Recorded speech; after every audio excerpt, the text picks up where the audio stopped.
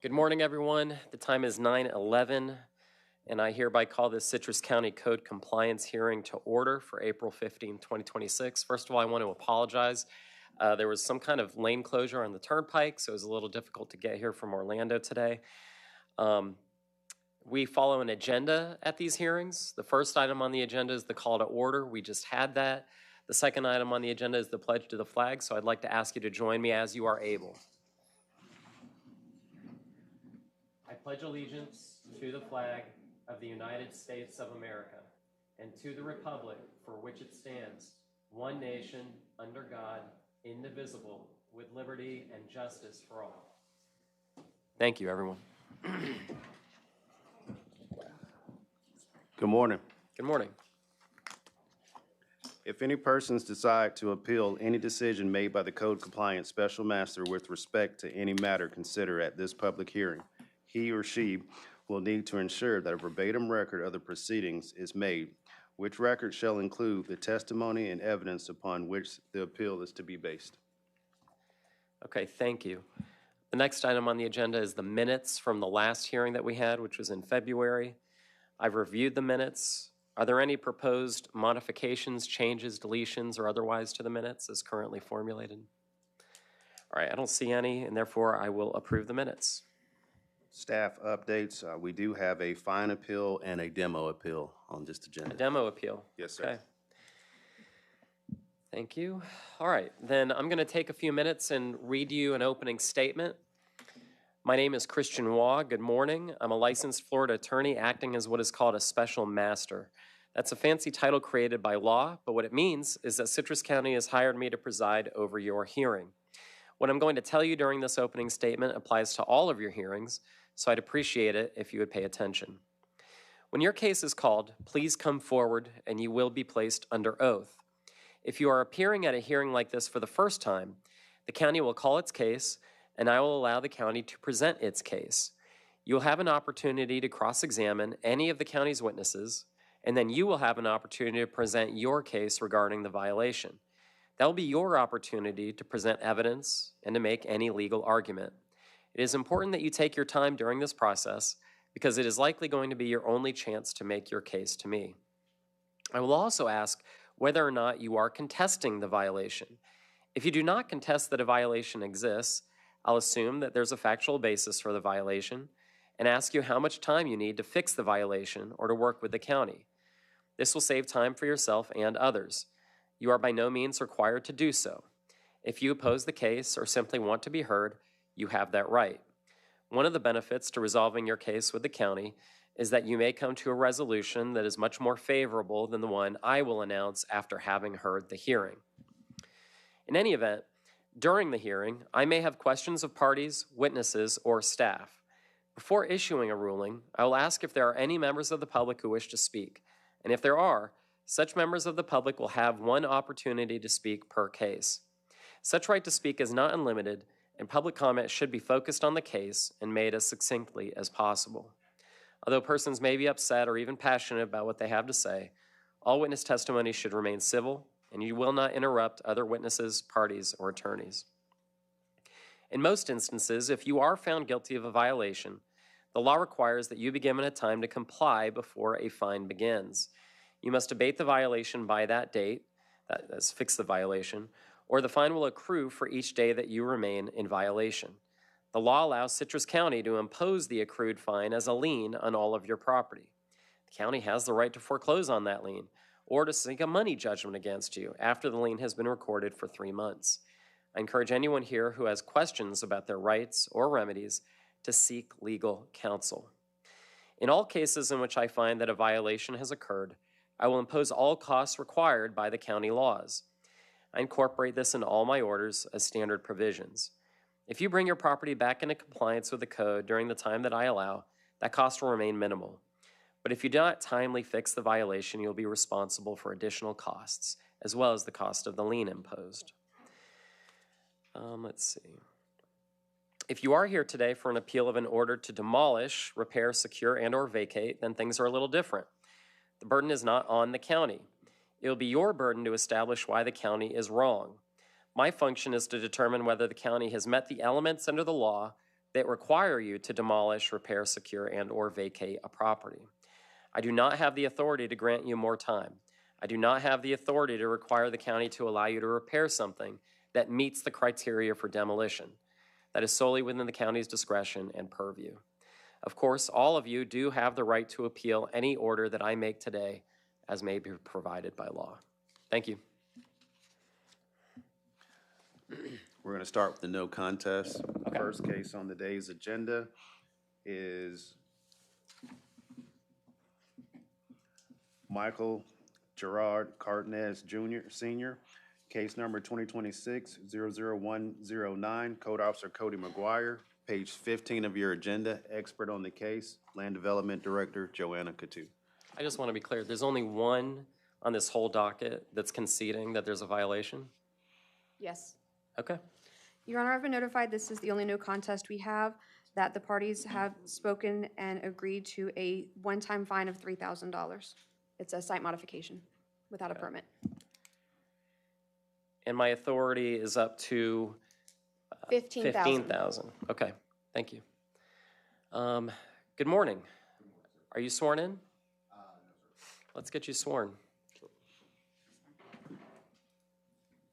you swear to tell the truth, the whole truth, and nothing but the truth, so help you God? I do. If you'll please state your name for the record. Michael Gerard Cardenas Sr. All right, thanks for being here, sir. Yes, sir. Did you hear the terms of the resolution that had been announced? I heard him. Yes, sir. Okay. Do you agree to them? Yes, sir. All right. All right, Mr. McGuire, tell me what was going on the property So when, from the county's perspective. when Mr. Michael purchased the property, he told me that it had some fallen trees. He removed the trees and put down some fill and a little bit of an apron and just was undereducated on not knowing that he couldn't. I see. Okay, so this is brought under LDC 4002A. What code section have you used to cite on this one? 4002. Okay. All right, Mr. Cardenas. So, I'm going to accept the terms of the resolution, assume that there is a factual basis for this, and assess the fine. I do have up to $15,000. I normally do go higher on this, but I'm happy that if you guys have resolved it, we'll do this one-time fine, and I'll issue that order. Yes, sir. Good luck. That's it. Thank you.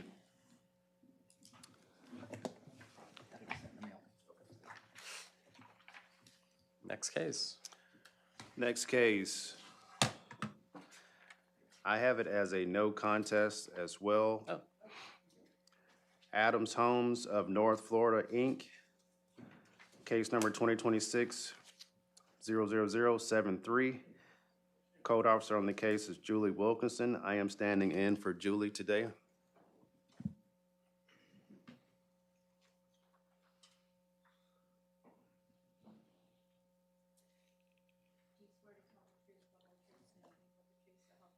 I do.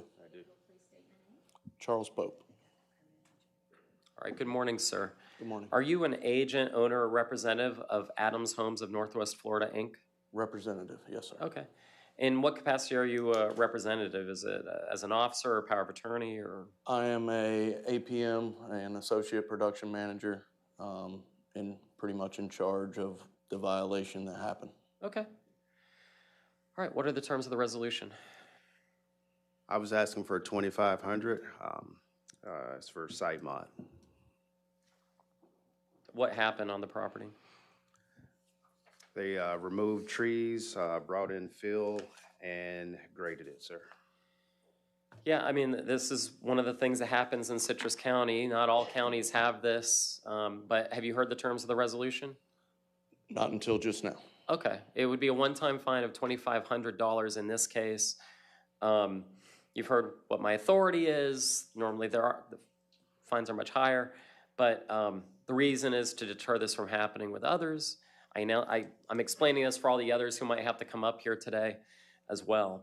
But are you prepared on behalf of Adams Homes of Northwest Florida, Inc. to concede to this? Yes, sir. Okay, then I'll enter the order and assess that one-time fine. Thank you. Thank you. Yep.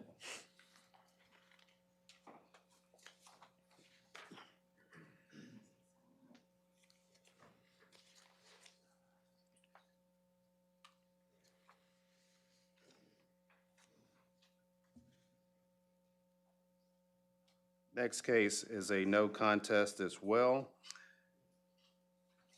John J. Jerding, case number 2026-00015, Code Officer Robert Denaro, page 19 of your agenda.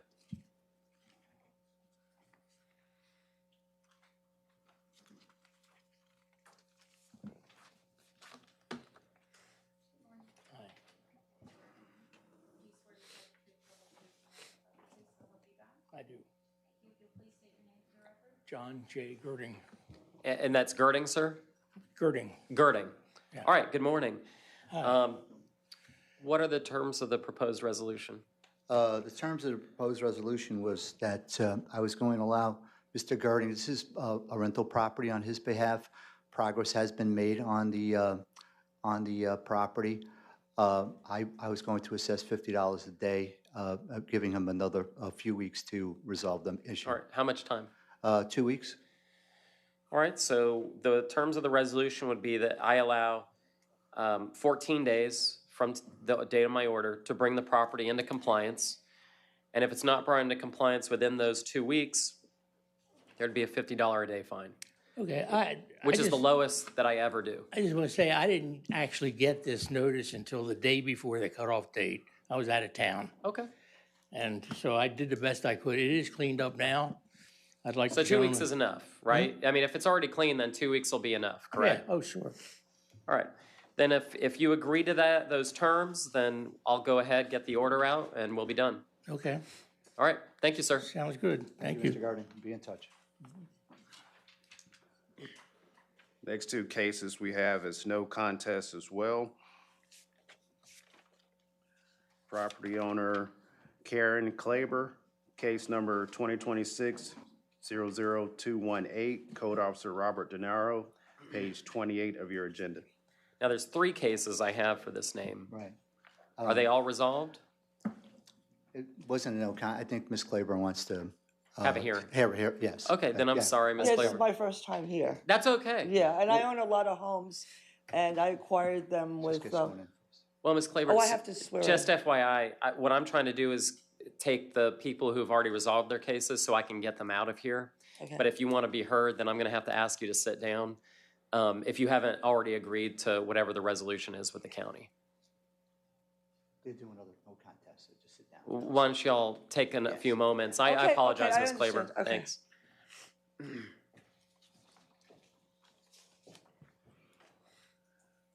We have another no contest, Maybe. maybe, for Ronald P. Growski, case number 2026-00340, Code Officer Cody McGuire, page 21 of your agenda. Okay, and I have 2 cases Yes, we can, and here. we can do both of them at once also. That would be case number 2026-00341, also page 22 of your agenda.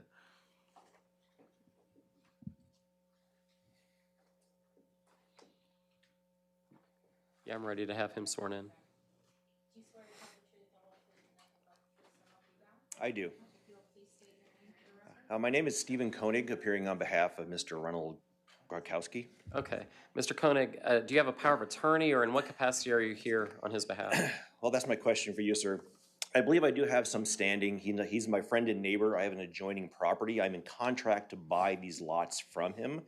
I spoke to Mr. McGuire on Monday, and we're trying to help him. He's over 80 in poor health. He's currently in Arizona. He's a little crotchety. I'm trying to be his liaison.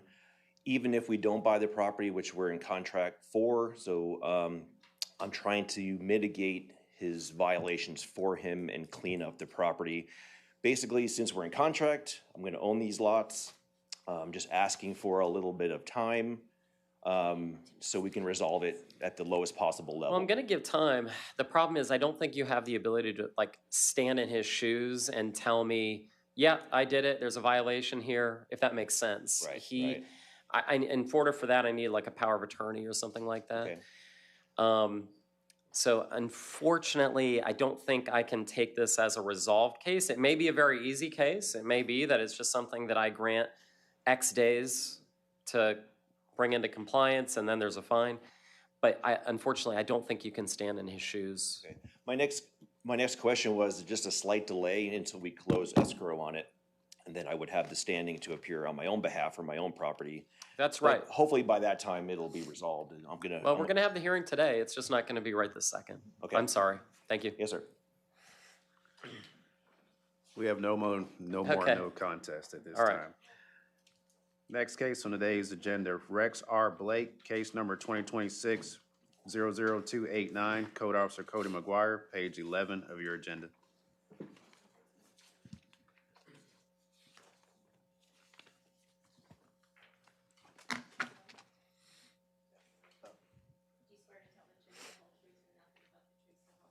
I do. All right. Sir, can you state your name for the record? Yeah, my name is Rex Blake. Okay, thank you, Mr. Blake.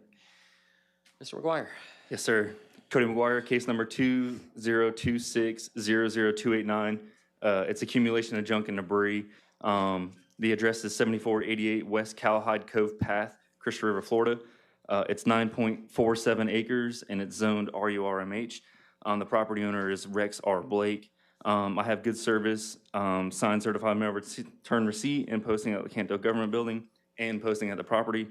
And then I'd like to authenticate the following documents and request to be admitted evidence.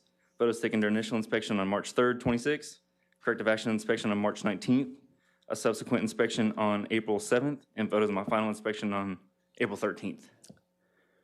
Exhibit B is the copy of notice of violation, copy of notice of hearing, copy of the general pre-hearing order, copy of the signed certified mail return receipt, and the posting affidavit. Can you tell me a little bit about what the county's case is? Yes, sir. So this started out as a really bad junk case, and it's since gotten a lot better. Right now, there's just a few bags of garbage, a little bit of loose debris, and tree debris. Okay. So what you're representing is that this is a junk case under section 20-31A, but from the beginning of your case until now, it's vastly improved. Correct. Okay. Mr. Blake, so the way it's normally done is I ask him to show what he's just asked to become exhibits here. Exhibits A and B in this case, photos. I want you to take your time in looking through these documents and let me know if you have any objection to them being evidence. Yeah, I asked him yesterday if he could email to him. He said no. Well, here they are.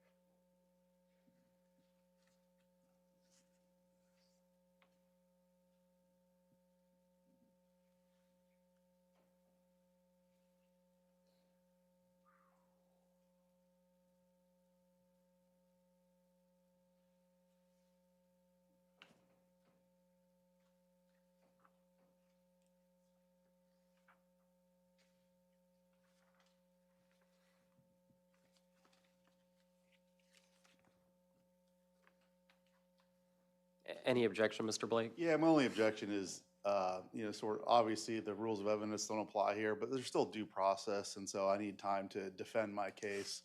You're going to get emails from me that I reached out to Mr. McGuire to say, hey, what's the evidence? I just want to, basically present my case and determine what witnesses I need to defend it. And he basically told me no. He told me he wouldn't give me any information. Obviously, I need to be put on notice on what the violation is, And so he told me to do a public records request, which I did. And I found out some information on that. I still have not gotten the complainant. You're going to see my case, Your Honor, is I believe the person that's complaining is the person that's illegally dumping on my property. There's going to be no evidence today that it's any of my trash, that I knew about it, that I wanted to happen, that I caused it to happen. I'm actually very angry that there's trash on my property. I absolutely do not want trash on my property, I can assure you. Right. My property is fenced, gated, with a no trespass sign. And so like my fear is that it's not me that's doing it, so it's gonna keep happening and I'm gonna keep potentially getting cited. So I did find that.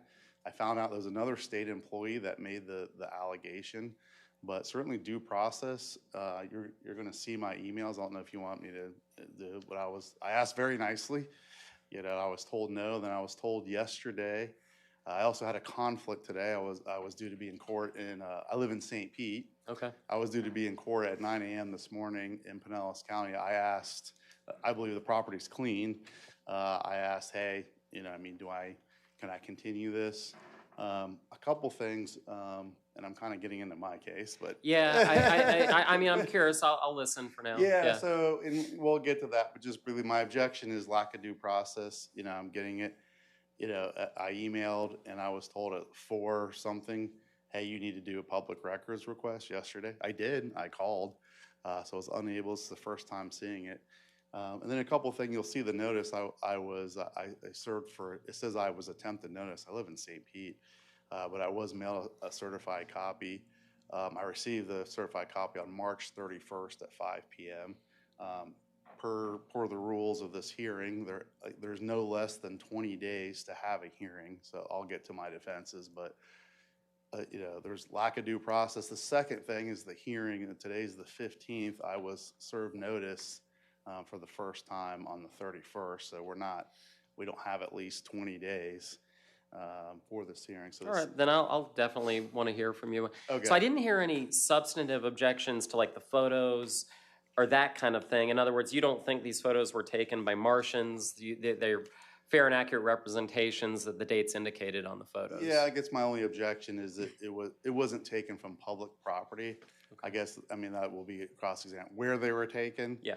And so obviously this is a public nuisance and no one from the public has complained. And I believe that he was on private property, not on mine, but on adjacent private property. That normally is allowed if there's approval, but so I'll reserve ruling based on the objection on the admissibility, and I'll let you proceed with your case. Okay. All right.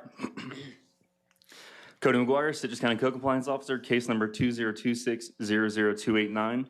Accumulation of junk and debris, violation of Chapter 20, Article 3, Section 20-31A of the Citrus County Code of Ordinances. Can we go through the whole thing? Yeah, okay. The address is 7488 West Cowhide Cove Path, Crystal River, Florida, 9.47 acres, zoned RUR MH. The property owner is Rex R. Blake. Goods service via signed certified mail return receipt and posting at the Ganto Government Building and on the property. And then I'd like to authenticate the following documents and request to be admitted in evidence. Photos taken during, initial, what did I pick? Just slow down. All right. Yeah. Photos taken during my initial inspection on March 3rd of 26, corrective action inspection on March 19th, subsequent inspection on April 7th, and photos of my final inspection on the 13th of April. And then all of my Exhibit B is copy of the notice of violation, copy of the notice of hearing, copy of the general pre-hearing order, copy of the signed certified mail return receipt, and posting at the property and posting affidavit.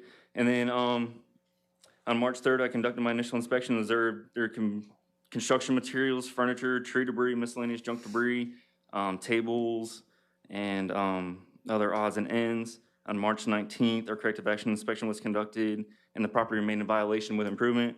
And then as of my final inspection on the 13th, the property remained in violation. And I've had contact with Mr. Rex. I've even went on to the clerk's website and found his number and called him to let him know that his property was in violation. Well, when was that? When did you call? It was either that same day when I got back to the office or the very next day. I don't know what day that is. The 3rd or the 4th of March. Okay. Have you had any other contact with Mr. Blake beyond that? Yep, we sent emails back and forth, and I believe I've spoken to him one other time on the phone. Well, he represented that I think you You declined to send photos or something yesterday? I told him he had to do a public record request. You said do a public records request. Correct. That was yesterday. Correct. Okay. Does the county attorney have any questions for Mr. McGuire? Not at this time. All right. Do you have any cross-examination, Mr. Blake? Yes, sir. Can I see the pictures? Can I see the ones on the 13th? I've got them. Well, I've got the whole thing. This is what's proposed Exhibit A. So I can make them available to y'all if you want to talk about them. Yeah, why don't you take them? Give them to Mr. Blake. And I guess this is just a composite. And if you could speak into the microphone. Okay. And I'll Yeah, I'm looking at a composite. So I guess I want to go, for the record, I'm going to the 13th, which is the most recent. I didn't see that. I have, April 13th. Got it. Yep. April 13th.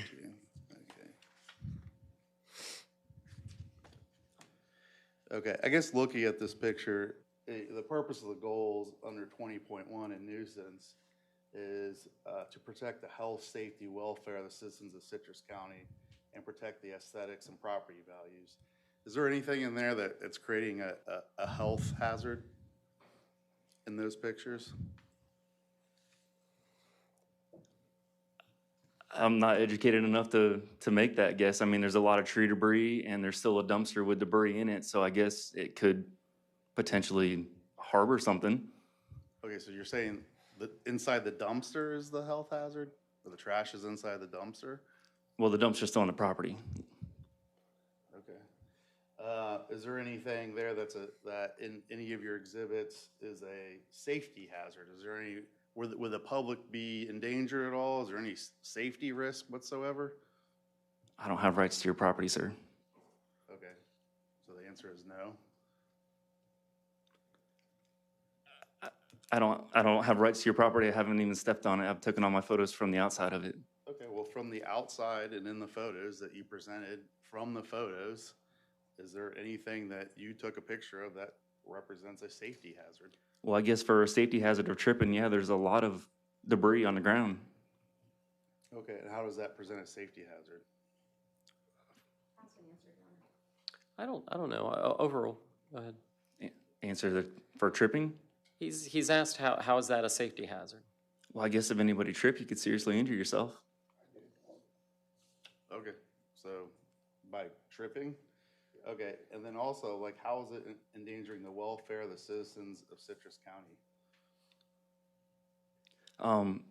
Well, like I said before to Mr. Blake, even if there is some debris on the ground, that still is a violation as opposed to the whole property being with debris. Well, it's not your determination to know, right? You're not the judge in this case, is that true?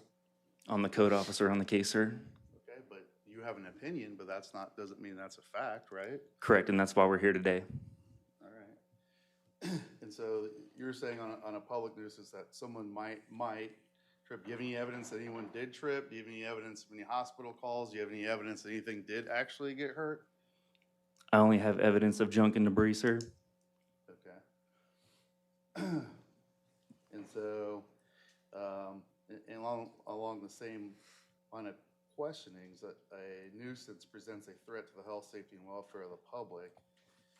And so you just have potentially someone could trip, but there's no evidence of anyone tripping. And I'll tell you, Mr. Blake, just at the onset, I don't know if this will help. I'll let you lay the record that you want to lay. But when I look at 20-1, which is about the purpose, it's the enabling section under which the other sections are supposed to be construed. In other words, the way I look at it is that the reason why we have 20-31 or 20- I'm just looking, 51, the other substantive provisions is because theoretically what the county's saying is that in order to protect the health, safety, welfare, we're finding that we need to pass these other sections. So in other words, if regardless of whether or not they know of an actual health, safety, welfare for the citizens of Citrus County, it's presumed, and I'm just telling you how I look at it, it's presumed that there is an issue if the other sections are violated. So I'm really focused on 20-31A. Okay, so I'll get to, Your Honor, I'll get to 20-31A.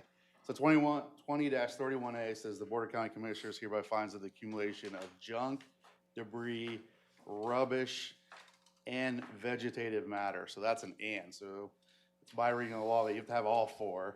And then it basically says that creates a health hazard, an attractive nuisance, interferes with the comfort of the public and the enjoyment of private property, and impairs the economic welfare of neighboring property. So Your Honor, I'll focus on 20A. Is there anything in your picture, what you saw, that creates a health hazard?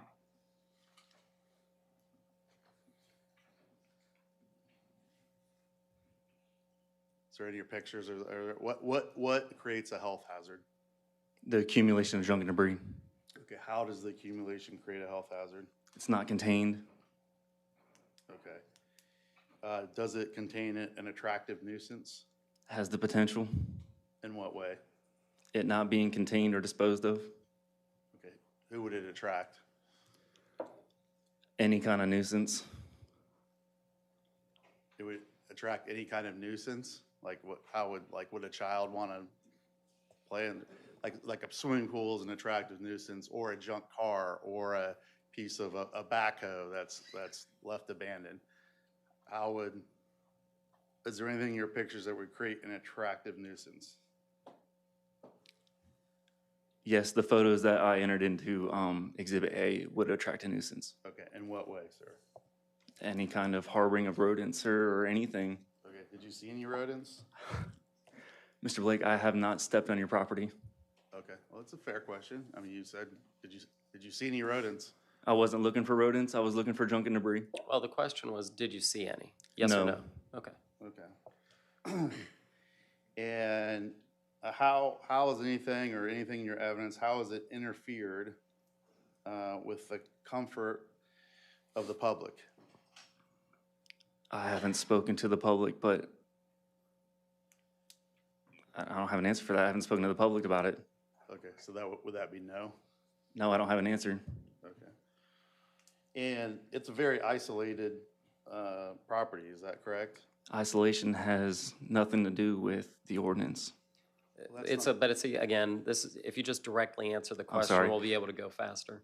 Well, it being on a dirt road, there is neighbors. Okay. And did you get any complaints from the neighbors? I got a complaint from someone. Okay. Did you investigate who that someone is? No, my job is to go and investigate the complaint and then keep the complainant in loop with the case. Okay, did you investigate whether that complainant is a neighbor? I don't ask those questions. Do you have any evidence here today present to the hearing master that any complaints came from an adjacent property or a neighbor? They may have, but I didn't look. What do you mean they may have? Do you know or do you not know? I don't know, guess. sir. Okay. And how would this, because it's an and impairs the economic welfare of the neighboring properties. Have you spoken to any of the neighbors? As indicated before, I have not. Okay. Do you have any appraisals that say that it would change the? I'm not a field appraiser. Actually, Mr. Blake, I have a question for you. I'm trying to find the exact wording of what your 2031A. 2031 Findings. A findings. I could get you. I just don't have a copy of I'll get you a copy. that. I have 20-31A, where it says, it is unlawful for the owner or occupant of any land to permit, cause, or have thereon any accumulation of junk, debris, rubbish, and vegetative matter, except, and then it lists 5 things, but I don't have. And then it goes on, it says creates. Does the county have that? I have what Your Honor has. If I may approach. Yeah, would you, and then we'll show the county attorney if, yeah. Oh, okay, okay. This is in 20-30. I'm with you. Sorry, it's not in 20-31, it's 20-30. Thank you.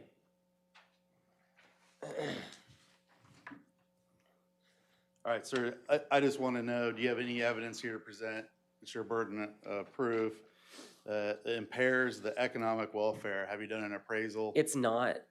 So again, this is a section that's very similar to 20-1, which talks about the legislative basis for, it's like an enabling statute for the others. So the county's burden is 20-31A. It's not 20-30. Okay.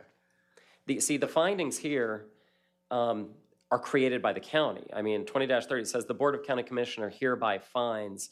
So that's the county finding this, and then that's the basis for enabling 20-31. So I want to focus on 20-31A.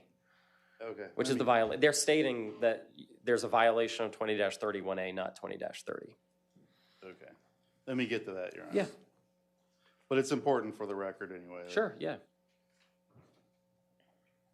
And just as we go through that, could you describe to the court just how remote this property is?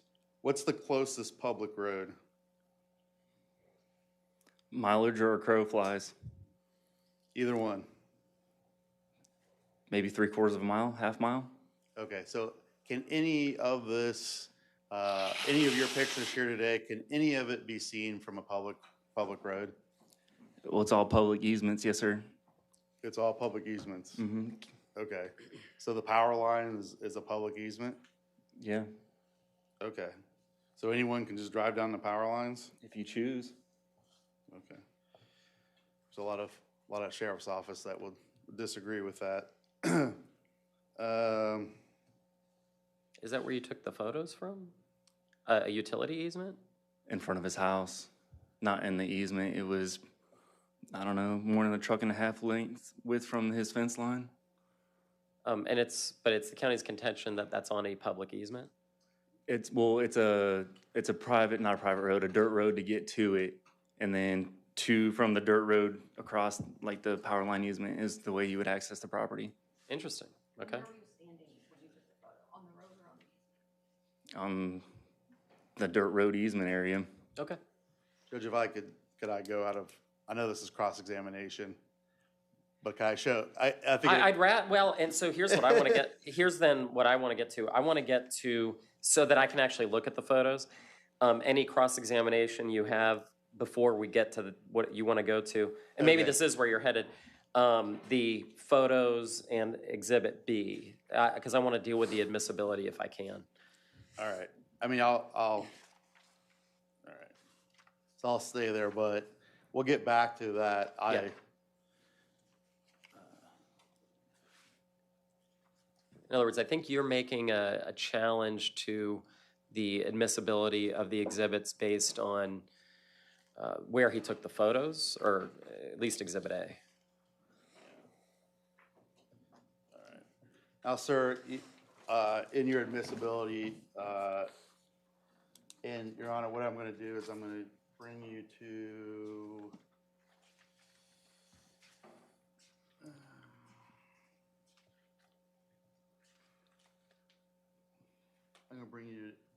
as far as the hearing procedure 19-54A. So that will help assist you. Yeah, that does help. So 1954 says, at the time and place determined by Director of Development Service, other times necessary, and upon the request of the Code Compliance Officer, Code Compliance Division, the Code Compliance Special Master shall call a hearing. However, no hearing shall be set for a date less than 20 days after service of the notice of violation. And so that brings up my question to you, Mr. McGuire, is when was I served on March 31st? I'm not sure when you were served, sir. I posted the property on,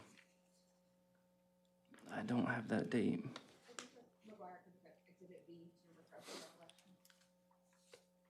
Well, first, why don't you testify from your recollection? Did you say you don't remember, or you need to look at an exhibit? I don't remember the exact date I posted the property. Well, I'm going to let him conclude it's his cross. Yes, sir. Yeah, so do you recall what date that was? Not off the top of my head, but I have a photo of it. Okay.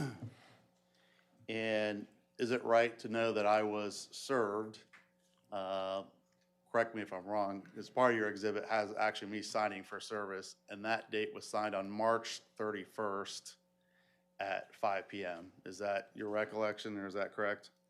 I have no recollection on what date or time it was signed on. Okay. And is it, yeah, this is a simple math problem here, is if I was served on the 31st, are we further out than 20 days from that service? Well, if your mailing got there late, sir, the property was still posted 20 days before. Okay. But we don't know when, you have no recollection of when it was posted.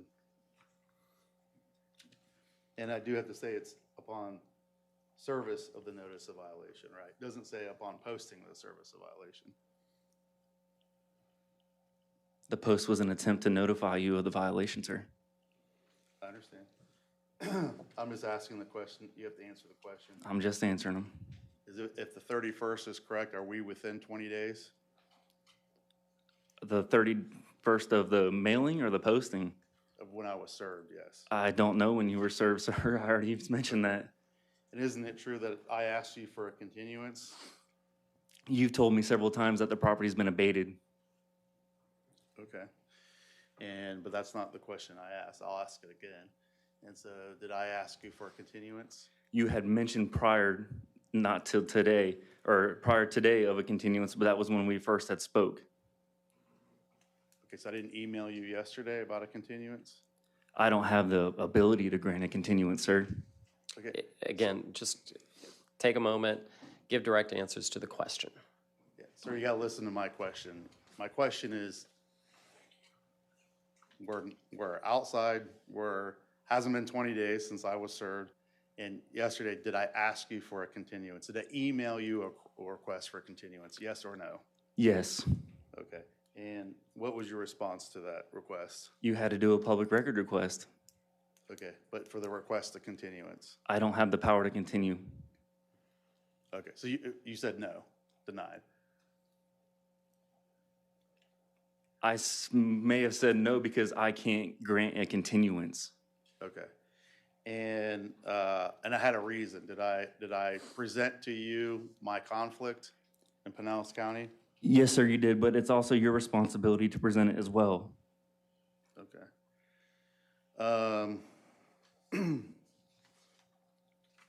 And as far as, I just want to go, I know we went through this, as far as due process, I just want to get it clear. Did I ask you, there were pictures on April 13th, so I'm asking you, I'm asking you on April 14th as to if you could get me the pictures that you took the day before. Did I request those pictures to prepare for this hearing? You did yesterday, and that's whenever I told you that you had to do a public record request. Okay. Did you give me those pictures? No, sir. Okay. Were you able to give me those pictures? You would have to do a public record request, sir. That's not the question. The question is, did you have the pictures in your possession? I'm the one that took the pictures, yes. Okay. Could you have emailed me those pictures? I suppose I could have. Okay. But you chose not to. Is that fair to say? I chose to keep it fair and consistent, and everyone has to do a public record request. Okay. Let's pause at this moment. So I have a question for the county attorney. So based on the issue that's raised, I take the hearing, the 20 days issue, okay? And in the statutes regarding code enforcement, it's my understanding that normally you post if you can't receive service or certified mail within a certain amount of time. Is my understanding right? I'm looking at chapter, section 162.12. Yeah, and I'll direct you to the exact section. So 162.12 subsection 1A, and it says all notices required by this part must be provided to the alleged violator by certified mail, and at the option of the local government, return receipt requested, meaning you don't have to do that, to the address listed in the tax collector's office for tax notices. The local government may also provide an additional notice to any other address it may find for the owner for property owned by a corporation. We don't have to deal with that. If any notice sent by certified mail is not signed as received within 30 days, notice may be provided by posting as described in subparagraphs 2B1 and 2. Meaning, county can post on the property, and that would be valid service, but only if that 30-day period Like the certified mail hasn't been signed for within 30 days. Okay. Do we have a 20-day issue based on the facts here? I don't know. I need to review. Okay, the evidence. Here, I want to give that to you because I think there is one. So I want you to see, Mr. McGuire, could you show this proposed Exhibit B?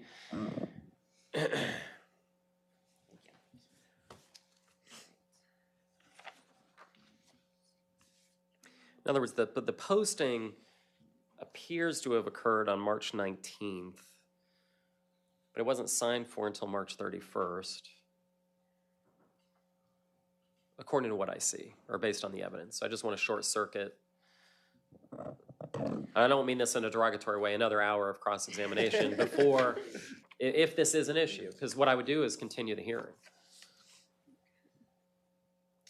Well, I'd ask you to dismiss the hearing, but. Your Honor, I believe the way the county has traditionally interpreted this is by posting, and we send it out before the 30 days, which is why it stated March 19th. Right. But you see my issue. can I math something real quick? Sorry, I have to have my computer to help me with mathing something.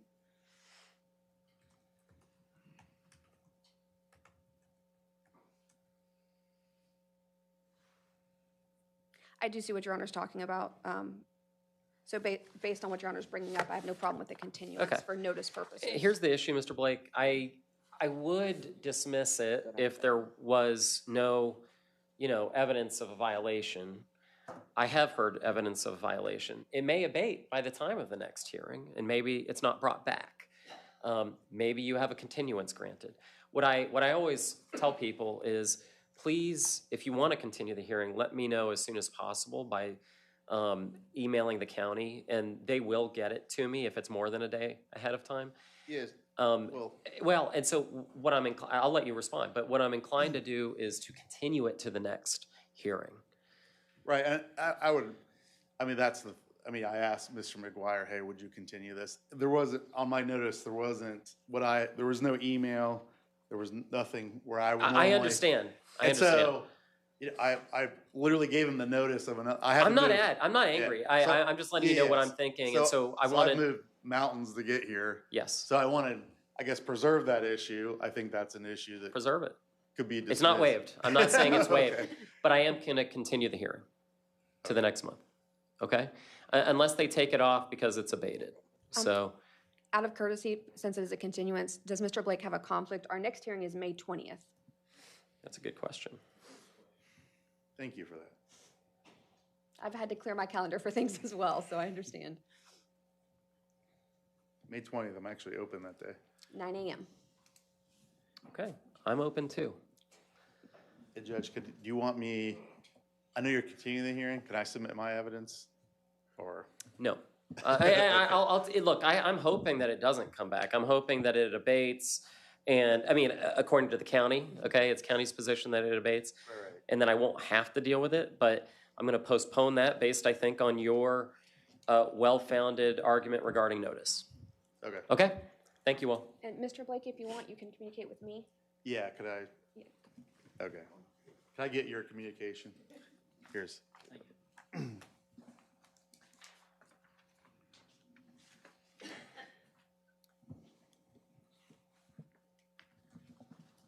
Thank you, Judge. Thank you. I appreciate your professionalism. A lot of times the hearing master just rubber stamps with the, but I don't you're get very out fair. much. I don't get out much, so.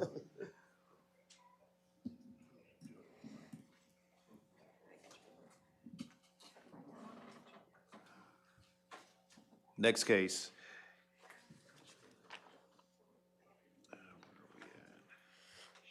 Next case is Karen Klaber, case number 2026-00218. Code Officer Robert Denaro, page 28 of your agenda. Expert on the case, Land Development Director Joanna Coutu. Robert, did you want to do all these together or separate? Yeah, let's try to get it out of the way. Ms. Klaver has a husband that she has to take care of. Hi. Do you swear to tell the truth, the whole truth, and nothing but the truth, so help you God? I do. Please state your name for the record. Karen Klaber. Hello. Welcome back, Ms. Claver. All right, now, I will normally let the county present it. They have 3 cases here, all apparently on this, well, Two properties. 2 They're properties. Adjoining. They're neighboring, okay. Yes, sir. All right, Mr. Nero, please proceed. Which case are we talking about first? Yes, Okay. 218, okay. Yes, this is Robert De Niro, County Code Compliance Officer for Citrus County. Case number 2026-00218, special requirements for all accessory uses, a violation of Citrus County Land Development Code 3102A. The address is 4380 East Trail Lane, Inverness, Florida. Owner Karen Kleiber. Certified mail return receipt. I'd like to authenticate the following documents and request they be admitted to evidence. Exhibit A, photos taken during my initial inspection on February 13th, 2026. Photos taken during my corrective action inspection on March 5th, 2026. And the photos of my final inspection conducted on April 13th, 2026. Exhibit B, copy of the notice of violation, copy of notice of hearing, copy of notice pre-order, a copy of the notice signed, certified return receipt. All right, tell me a little bit about what's happening on the property. Basically, what happened was the property, that there is now a mobile home on the property and no permits were issued for the mobile home. Then before we get to the photos, why wouldn't that be a violation, Ms. Kleiber?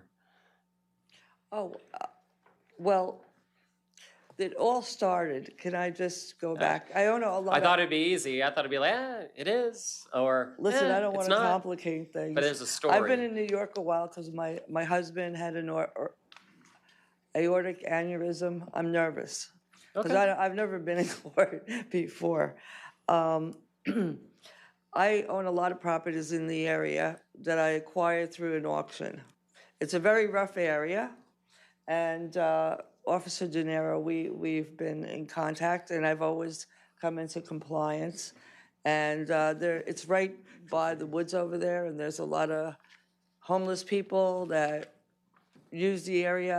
And so I was called by, because I know a lot of the police officers there or whatever. Let me just stop you. So I always regret, I made the mistake. I thought it would be a simple question. But it was just about the mobile home. It sounds like there's a mobile home. There's a and I'm mobile like, home that was placed there because I got a good deal on 3 mobile homes. I bet. And I had but to put it somewhere, so I Sure. put it there, but I didn't set it up or anything. And as soon as I put it there, I was in New York and I hired a woman that expedites, because I always. Well, that might be true. Listen, I'm going to have to let him proceed, but I guess my question is, you can see is there a permit for the mobile home to be on the property? No, not yet. Okay. But are you going to applied get for one? it. Yes, All I right. have. How much time would you need to get the permit? Because I'll Well, give you the time. Well, Maybe. well, Okay, it depends No, on I'm the- sorry. I made a mistake. I'm going to let the county just present its case. I'm sorry. So you've told me what's going on. Yes. Ma'am, if you could look at his exhibits A and B, and let me know if you have, I will hear from you, by the way. But let me know if you have any objection to these exhibits. She's not getting a permit, Ms. Katu? Oh, okay. Yeah, I'm getting a permit. Okay, I have okay. like 25 houses in the area. Wow. Okay. And I'm trying to clean up the neighborhood. And let me tell you, Landmines. There's not an application. There is a application page with a name on it. Okay. There's no documents, so it's sitting Yeah, in a it's holding incomplete. pattern It's incomplete. completely. Yeah, so Okay. it's not Right, moving because- forward. right, because I didn't have an electrician. I'm looking for an electrician right now. I had to go to New York, so I relied on this woman. It doesn't frankly matter to me. What I want to know is how much time you'd need to get the permit, like how long does that process take? I just texted her like every day because I'm from New York. I'm a pain in the neck. And I'm Karen. I'm a Karen. So I've heard about she's you. been, unfortunately, and she's been trying to, but some of the electricians, I live in Sumter County, so some of the electricians that I use or whatever are not licensed. So right now I'm just looking for. So you don't know. You don't know how long it'll take. Well, we put the application, she started the application as soon as I put the home there, and the, Well, that's a yes or no. How long does the application process normally take from the time that they get an actual application in and not a cover page? For a mobile home and a house, it's a couple weeks. It's not bad. Oh, so it's not like 60 days normally? No. But, And does this abate once the permit is issued? If it's issued? yes, because this one is replacement of the mobile home on Okay. the site. All right, so that's good news for you, which means that it sounds like if I gave you 30 days, that would be enough time. I would assume so, depending on the, I would go to the town personally Okay. and, Well, I've make got sure I- Exhibit A. That looks like the mobile home. Okay, yes. doesn't look bad. No, I'm trying to improve the area. Yeah. All right. Well, I'll admit Exhibits A and B on this case. What's the county's recommendation? I had $100 a day until compliance. I'm is going to met. grant you 30 days to Okay. get the permit on this. This is just for this case. If it's not brought into compliance within 30 days, $100 a day. It will be. Oh, I It will have be. no I doubt. can guarantee have you no that. doubt, Karen. Now, that's he just, Can you emphasize that? that's just Narrow this knows case, me, and I get it done. if I may. Yes, Yeah, I'll take care so of it. that's this case. Next case. What number is that? 2026-00219, page 29. Yes, I have. Yeah, so this is Robert Denaro, Citrus County Code Compliance I already Officer. know that. Okay, Just yes, tell sir. me what's going Okay, on. address is same address, 4380 East Trail Ends Road, Trails Lane, Inverness, Florida. Karen Clyber is the owner, certified return receipt. This is a violation of county code, violation of 4002 site development without a developmental order or permit. So basically what happened was on my initial inspection on February 13th, 2026, excuse me, let me start again, sorry about this. This is Exhibit A, photos from my initial inspection on February 13th, 2026, and aerials from the Citrus County PA dated July 14th, 2025. Exhibit B, a copy of the notice of violation, a copy of the notice violation hearing, a copy of the general pre-order, and a copy of the signed certified mail return receipt. This property is listed on the property appraiser's website as a vacant lot, 0.51 acres, and is zoned RUR-MH. I conducted my initial inspection on February 13th, 2022. Has the property been cleared? Yes, it's her. Okay. Yes. Can I just? And graded to make Yes, room for it the looks mobile like- home? yeah, it Yes, looks like but it. can I just say something Yeah, about that? you better. As Officer De Niro knows, the area has a lot of homeless people. And there was 15, if not 16, dumpsters full of glass, old TVs dumped. The reason I got involved with this property, because I didn't even know about the property, is somebody from law enforcement that knows me, that's worked with me, called me. There was an old SS Minnow, like the show, an old boat on there that's been on there. for- Gilligan's Island? Is that Basically, SS yes. Minnow? Yes, Yeah. yeah. Wow, no one knows that anymore. Be careful before you Well, use that. well, Yeah, you shook your head, but I unfortunately. That's a dangerous Unfortunately, I reference. know it too. yeah. Well, this officer that called me, I'd rather not say his name, but Don't, he yeah, works with me because I clean up the properties. And I try You to just have to rid get a of the permit riffraff. when you do site clearing and grading. But I had to get somebody in there, and we had to remove this boat. That literally, it's a huge wooden boat. I mean, huge, and it's probably been there. You had to cut down trees to get it out? The original man that owned the property bought it at a tax sale. He was in Georgia. So my friend called me and he said, "We need your help." And he said, "The property is a disaster. There's like 3 feet of junk and plus this old boat." So I hired somebody to go there and clean out because it was glass, there were old barbecues. It was, I mean, I can't believe that they let it go like that. I probably spent 10 grand now cleaning it up because in the past, I've had homeless people try to sue me because they step on glass or whatever. So I was just trying to do the right thing. I Well, you know wasn't what they say about good deeds. I know. That's But it was scrubbed there, and the boat, I mean, it took like 3 days to remove the boat. And there were trees growing through it, but whatever was there were these thin pine trees that when there's a hurricane, the last hurricane, I had like 3 of them fall on different homes, and they're a hazard. Somebody planted them years All ago. right, well, let's take a look at the pictures. I mean, do you have I the, cleaned it up do beautifully. you have the exhibits A and B? Yes. Let me know if you have any objection to them. Right, and a lot of it was like scrub that was in there, but you couldn't clear it without taking out all the I have no garbage. doubt that you had a good reason, but Well, I there's didn't no wanna be there's no good sued. reason there's no good reason exception in LDC 4002A. It just says no development without the site development plan or the plat, and that's what makes my job Well, easy. I was trying to not be sued, and there's homeless people that camp out or whatever, and I've been sued before by somebody that stepped on a piece of glass, and This is going to be the tough one, I think, for you. What's the county's recommendation? Well, just to put, the county recommends $5,000. Now, you heard today, we had other cases like this that were resolved because they were agreed to.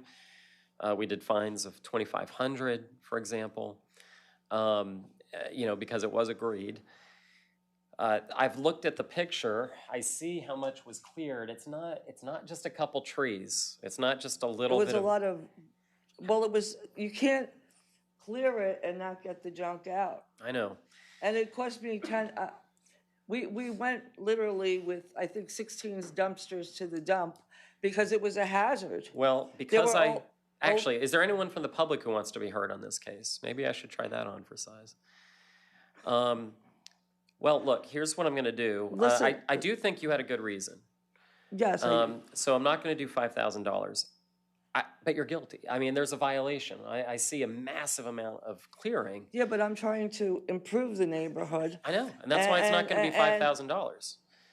But listen, I have an animal rescue. It's called the A&K Sanctuary. Okay, now I'm listening. And I do it all on my own. Where's the animal rescue? By my home. And what kind of animals do you have? I have 18 donkeys. I have horses. I have kangaroos. Kangaroos. Do you no have kangaroos? But I have a cicada tortoise. Lemurs? And all the animals have been. Lemurs. Do you have lemurs? No. Okay. No, but I have horses and I take them That's in. good. I have 38 dogs.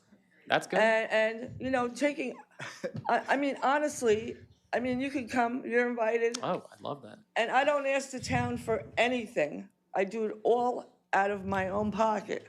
And now my husband's sick, and now I got hit with this.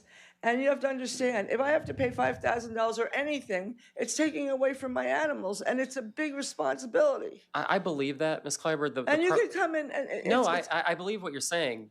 I really do. The problem is that if we aren't uniform, if I don't apply similar penalties to similar cases, people say, well, why are you treating this person differently? And now I can do that based on different factors. I'm allowed to take into account different things.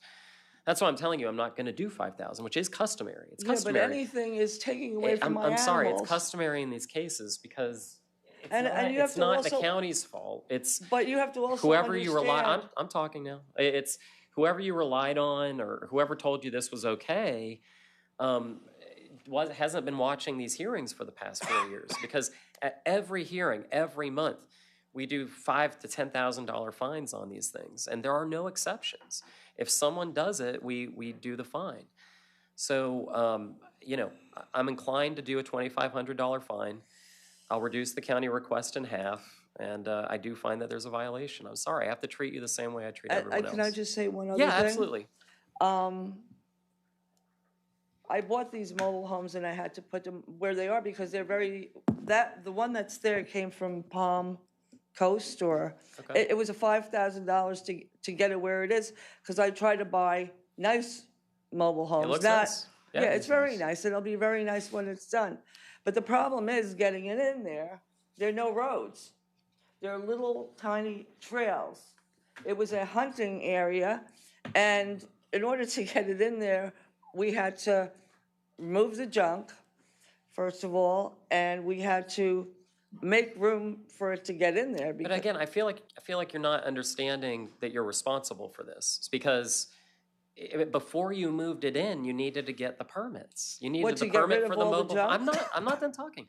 You needed to get the permit for the mobile home, and then you needed to site clear it. I mean, it's not. See, I wasn't aware of that. I know. I wasn't aware of it. It was totally. I believe and that. And you know what? It was. I was in New York, okay, and with my husband that I thought was going to die. He's in hospice now, and I asked if I could come or get a delay on it, and I just got a lot on my plate. And if I'm not here to do what I have to do, if I would have done the permit, it would have been done already. But I hired a woman. I paid her a lot of money, and she's just been dilly-dallying with me. But I had nowhere to put That's the trailer. odd because Margaret Thatcher said that if you want something talked about, you go to a man. If you want something done, you go to a woman. That's But- exactly right. So I don't know. That's exactly right. In any event, let's go on to the next case. The next case is the same, the site modification. This is case number 2026-00220, violation of Citrus County Land Development Code Section 4002, site development without a site development without a development order or permit. The property here is the adjacent property, 4390 East Trail X, Karen Kleiber, the owner, certified return receipt. The following documents to be authenticated. This happened on another property? It's the adjoining property. It's just one They're piece of right there. property. It's just like one piece. There's two Okay, separate okay. lots. I didn't okay. even know it was Once. two pieces of Okay, property, to okay. tell you the truth. Okay, I just bought it. I called a guy in Georgia. Go ahead, keep going. Exhibit A, photos taken during my initial inspection on February 13, 2026. And the photos from the Citrus County property appraisers site dated July 14, 2025. Exhibit B, notice of violation, notice of violation hearing, copy of the general pre-order, and a copy of the certified return receipt. This property is also on the property appraiser's website, 0.51 acres in his own RUR. I conducted initial inspection on February 13, 2026, and observed trees had been cut that down and the property had been graded. A notice of violation hearing was issued. As of April 13, 2026, no permits have been issued or applied for. I've had contact with the owner. Okay. I've also had contact with her on previous case, like she was talking about when she removed the boat, which she was compliant with, so. Yeah, she's trying to just do, to give you a I mean, little she's not background. making the property worse. No. I mean, although, I mean, it's hard when you. Ms. Katu, I'll hear from you. Yeah, this is two parcels. There's not one parcel. The property appraisers combined them into 0.5, but one is 0.28 and one was 0.24. Okay. They are two entirely different parcels. Got it. Just like for the other one, we do have an incomplete application came in on April 8th, not going anywhere, but it could. It's zoned for mobiles. In other words, well, but it won't matter for this case. It won't matter for because- this case, okay, yeah, but we have a mobile home permit application sheet for this site as well. got it. Is anyone from the public want to be heard on this case? It's a very similar case to the last one. Mr. De Niro, what is the county's recommendation? Please have mercy.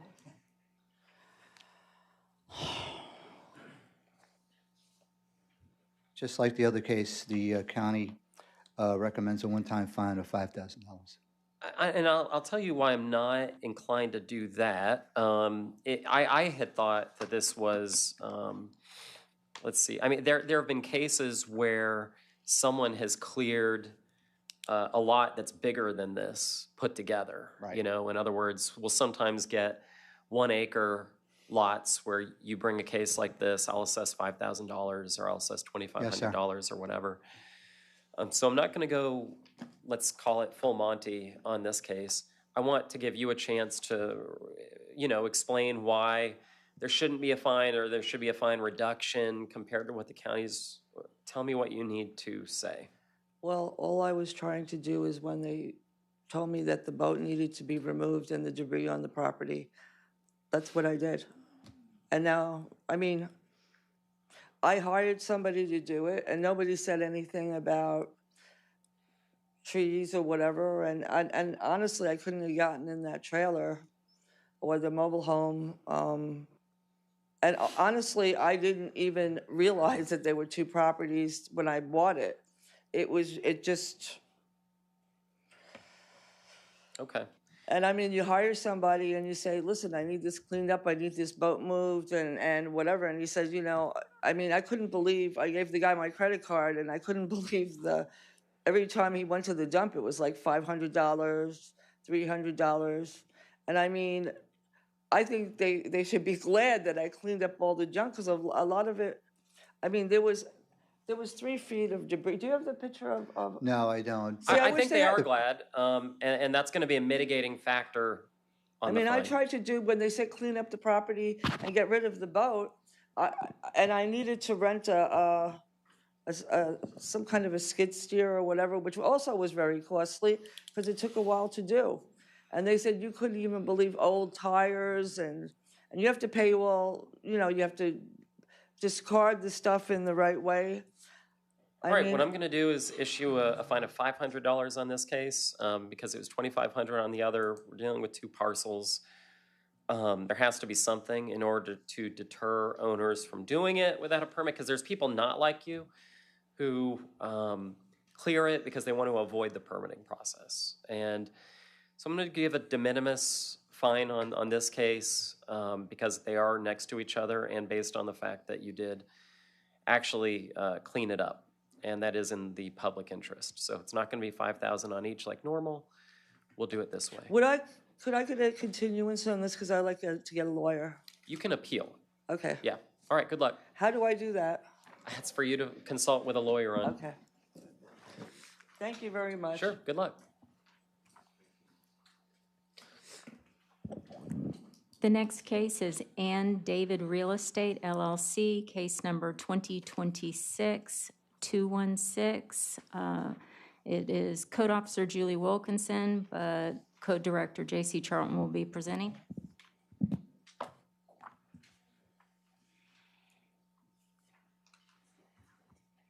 Good morning. Good morning. Good morning. Good morning. Do you swear to tell the truth, the whole truth, and nothing but the truth, so help you God? I do. If you'll please state your name for the record, sir. Corey David Winningham. Thank you. And sir, are you an owner or representative of Ann David Real Estate LLC? I am, yes, sir. Okay, tell me what capacity you're here on behalf of Ann David Real Estate. I'm its president and owner. Okay, I think that qualifies. Please proceed. Yes, sir. This is a case for site modification without a permit. The address is 10686 North Academy Drive, Denellen, Florida. Property owners Ann David Real Estate LLC. Good service, posting a continuance letter. I would like to authenticate the following documents and request it be admitted into evidence. Exhibit A, photos taken during initial inspection on February 13, Photos from subsequent inspection on February 27th. Aerials from the Citrus County, PA. Property appraiser site dated June 22nd, 2025. Exhibit B, a copy of the notice of violation, notice of hearing, general pre-hearing order, a photo of the continuance letter posted at the property, and a copy of the posting affidavit. Can you tell me a little bit about what's happening on the property? Yes, sir. The property was cleared, fill brought in and graded. How big is the property? The property is 0.23 acres and zone plan developed residential. What was the zoning? Plan developed residential, development Oh, okay. residential, All right. PDR. Okay, sir, you've heard, normally what I do, I want to first ask, are you contesting whether there is a violation on the property?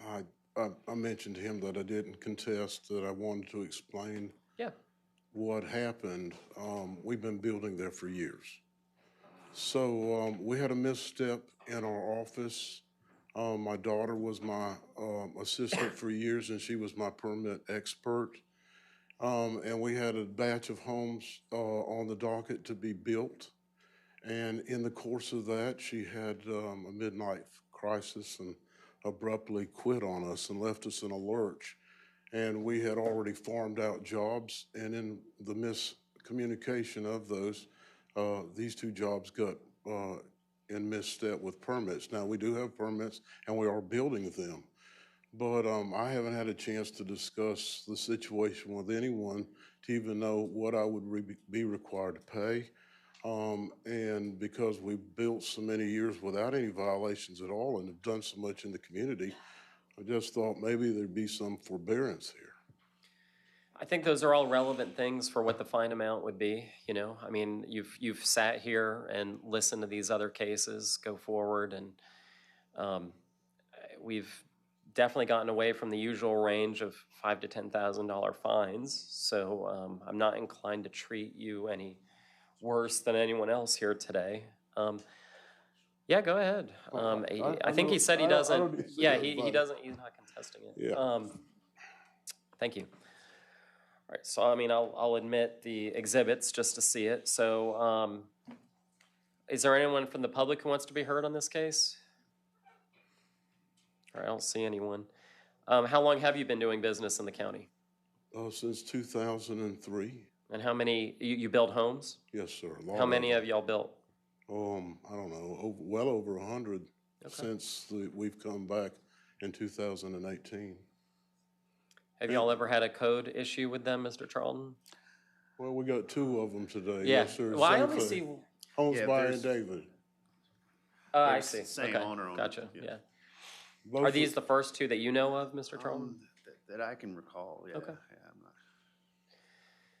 not. Are they on adjacent properties or just? Just homes that were ordered to be built on Yep. small houses, yes, sir.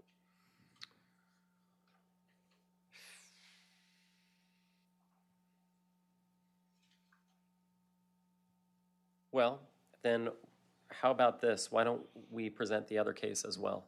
Yes, sir. And we'll do both at the same time. If you have no objection. No objection. All right. Next case, the same violation, site modification 4002 without a permit. The address is 2702 West Paragon Lane, Dunellen, Florida. Property owner, Homes by Ann David. Good service, signed certified mail return receipt. I would like to authenticate the following documents and request to be admitted into evidence. Photos taken during initial inspection on February 5th.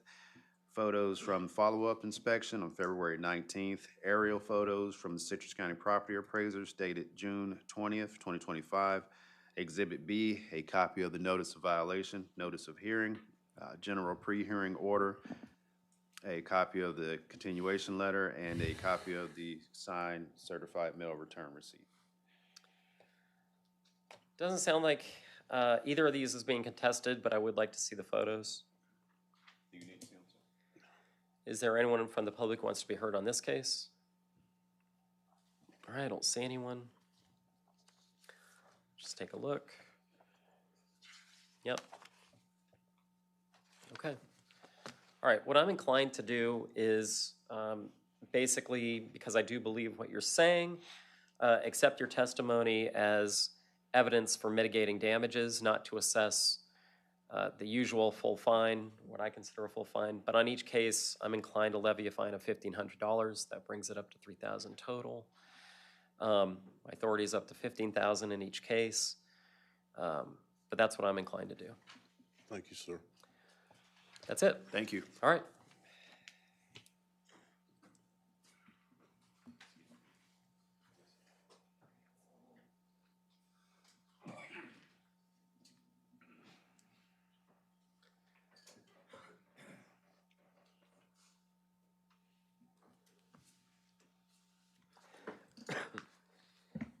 Next case on the day's agenda. This is a demo appeal. Excuse me, sorry, JC. I'm sorry. I was notified we actually have a no contest that just decided. I didn't know if you wanted to do that before we did I an would. appeal. Yeah.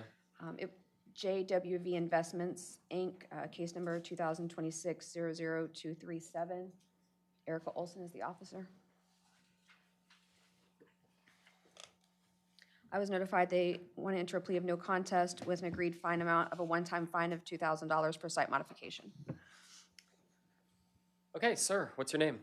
Joseph Varela, And are you representative or owner of, is it JWV, I'm the owner. president. JWV Investments? Yes, sir. Okay, got it. Yes, ma'am.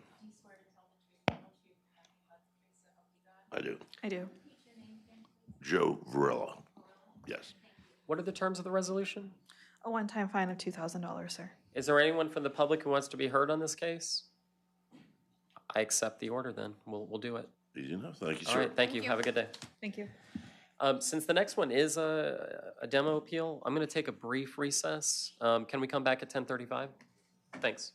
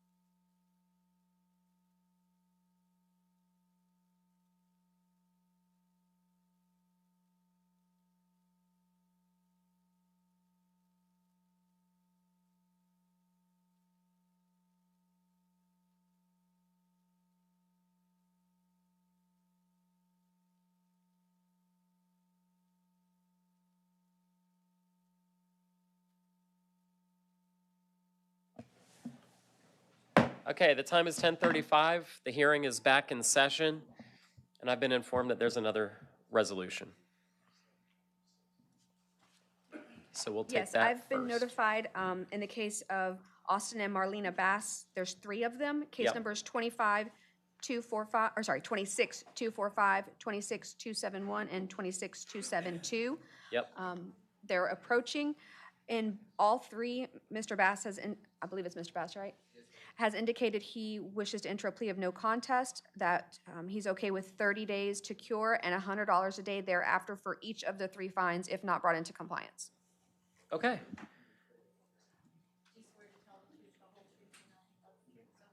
I do. I'm Austin Bass. Thank you, Mr. Bass.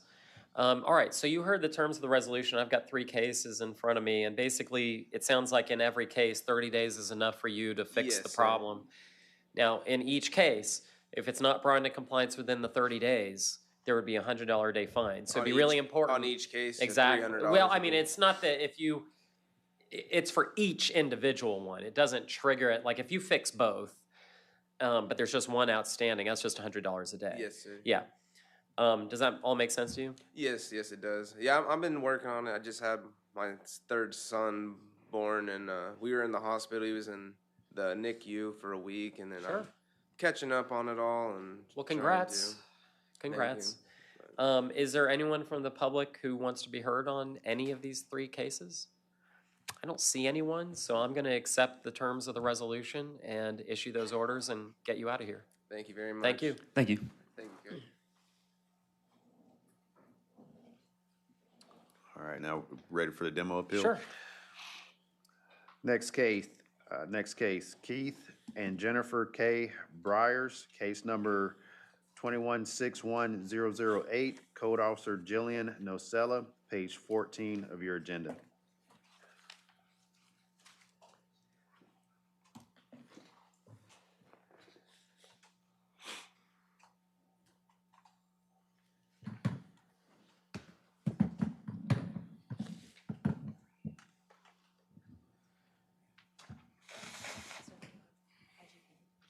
Do you swear to tell the truth, the whole truth, and nothing but the truth, so help you God? I do. If you'll please state your names. Keith Byers. Mr. Byers, did you say I do in response to that? Did you swear the oath? Okay, I didn't hear it, so okay. Jillian Nocella, Senior Code Compliance Officer. All right, so who wants to start? This is an appeal at the request for the property owners, Keith and Jennifer Byers, in reference to an unsafe structure in order to demolish of the residence. This case number is 2161008, Unsafe Structures and/or Conditions, Chapter 20, Article 5 of the Citrus County Code of Ordinances. And the address is 7252 East Shady Woods Court in Floral City, Florida. And the property owners are Keith F. Byers and Jennifer K. Byers. Okay, is there a copy of the order? Your Honor? Yeah. I have something that needs to be stated to the court for the record. This land is issued under a federal land patent, and this court does not have jurisdiction, and if this court feels it does have jurisdiction, I challenge the jurisdiction. I have a Supreme Court case to back this up. Okay. So I want to make sure I understand certainly I understand jurisdiction. So you're saying I don't have any power to do anything today. But is that your basis for the appeal or just to prevent me from doing anything? Like, do you have, if I denied that argument, would you have other arguments to present today? If you denied the argument, you would be going against your oath of office under the Constitution. Okay. But my question to you was, if I denied the argument, do you have other arguments as to why an order to demolish should be vacated or reversed? Or is it just the jurisdictional argument? It is both. Okay. Well, then I'm going to reserve ruling. I'm not going to deny it at this point. I'm going to reserve ruling on your jurisdiction argument. I'd like to see whatever you have that explains why I don't have jurisdiction, though. If you prepare to submit it, yeah, if you wouldn't Well, mind. this is a Supreme Court case on federal land patents. I'd love to see it. Okay.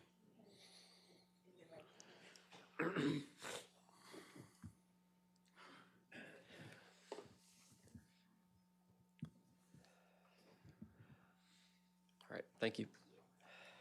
All right, for the record, I'm looking at Summa Corp v. Cal State Lands Commission, 466 U.S. 198, U.S. Supreme Court case from 1984.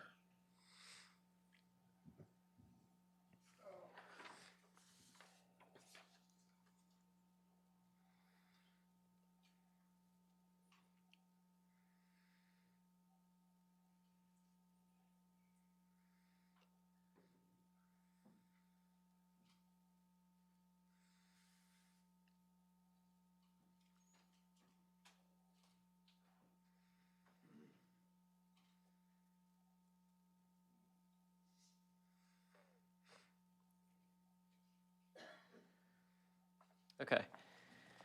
I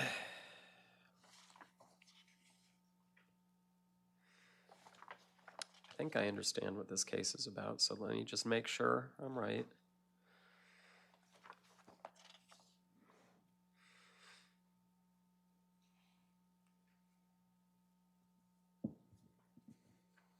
Okay.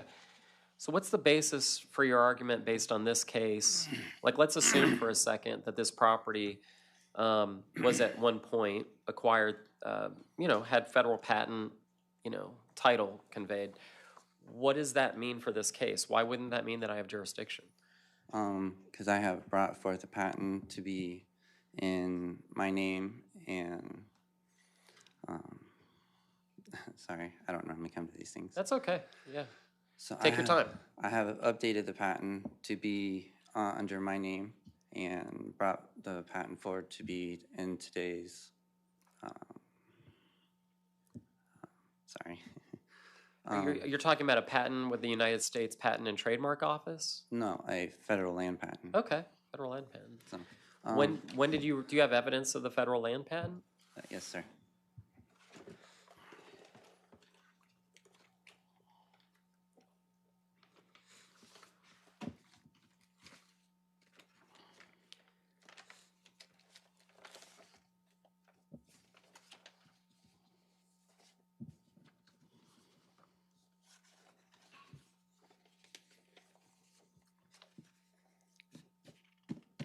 If I could have somebody take it up, I'm not really Yes, getting around. Ms. Nocella will do that.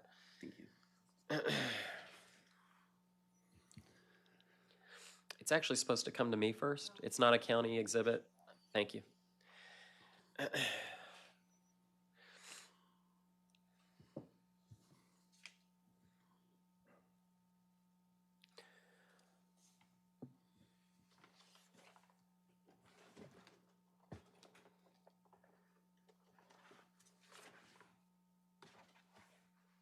Is this your only copy, Mr. Byers? Yes. Of this?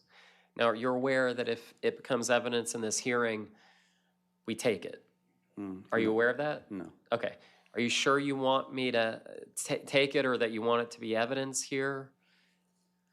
I'll review it. Let me just review it, and then we'll hear from the county.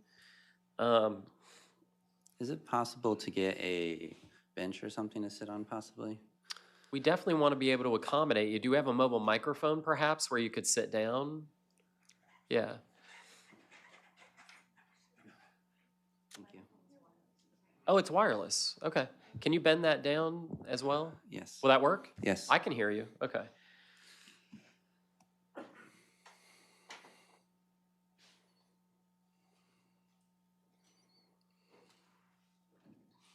All right.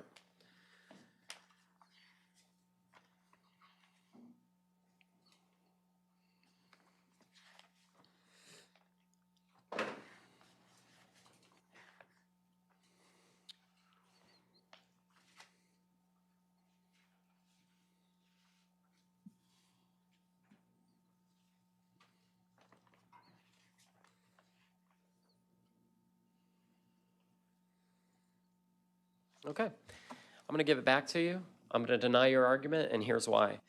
The Supreme Court case that you've cited and your argument, whatever you might believe about federal land patents, they don't invalidate a county's ability to have local code restrictions on a piece of property. And what this case stands for is the proposition that Because an easement wasn't created and preserved and protected at the time that the patent was granted, the easement was essentially extinguished. In Florida, regardless of how the lands were conveyed, and it appears that you have a quitclaim deed, the county's local codes will exist. In other words, regardless of whether there was a federal land patent or anything, it doesn't prevent a state or instrumentality of the state from regulating the land use on that property. It's not something that was extinguished beforehand because it came afterwards. So I'm going to deny the argument, and I want to ask if you have any other arguments, or even, I mean, do you have a copy of the order to demolish? Does anyone have a copy of the order to demolish? I have copies of some of the documents. I mean, I'd like to see. They're included as exhibits. Do you want me just to submit everything I have for exhibits? Yeah, I for do. you? And if you wouldn't mind showing them to Of Mr. course. Byers, see if he has any objection to them.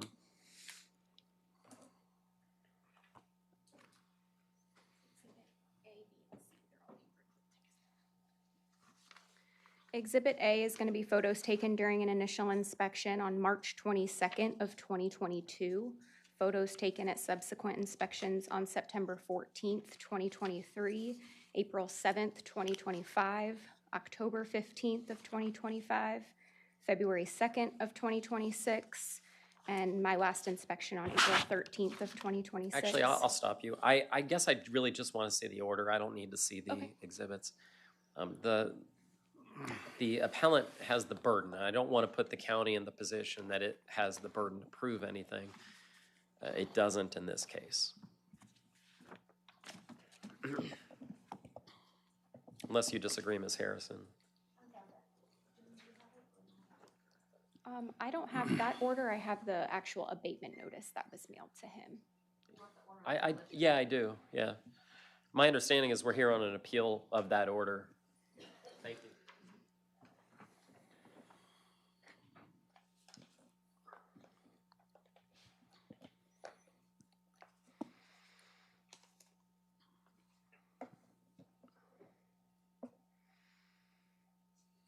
All right, Mr. Byers, you have the burden to show me why this order to demolish should be appealed and is incorrect. I understand you made a jurisdictional argument. I've denied that. What else do you have?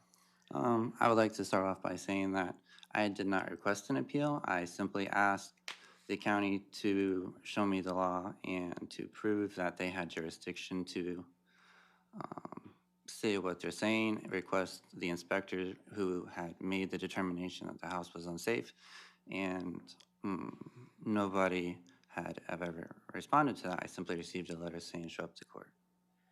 Okay, I mean, was there ever a written notice of appeal in this case, or was there a comment that just construed as an appeal? We received a couple different documents from him via mail, none of which ever had a phone number on it, so I wasn't able to call to reach out to him. I've never seen anyone at the property during my inspections to make contact with. Well, I guess what's the basis for you believing that there is an appeal in this case? Okay. Knew that he could. Okay, that makes sense. So what the county's saying is that maybe you didn't formally invoke an appeal, but you raised some concerns. And so the county wanted to be sure to give you your rights, you know, not just to do anything without you having a chance to be heard by me. I So simply this asked is the your county chance. for the information under what powers they were making these determinations, who was making them. Were they an inspector? Were they a building inspector? Were they licensed? And I was never given any of that information, just the court date.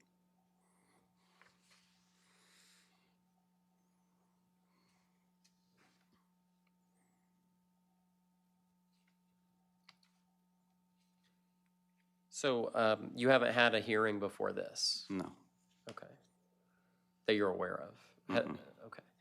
Has there ever been a hearing on the demolition, or was it just an order to demolish? No, per the code, it's just an order to demolish. The only hearing is if you request for an appeal. Yeah, okay. Let me just look at the code section.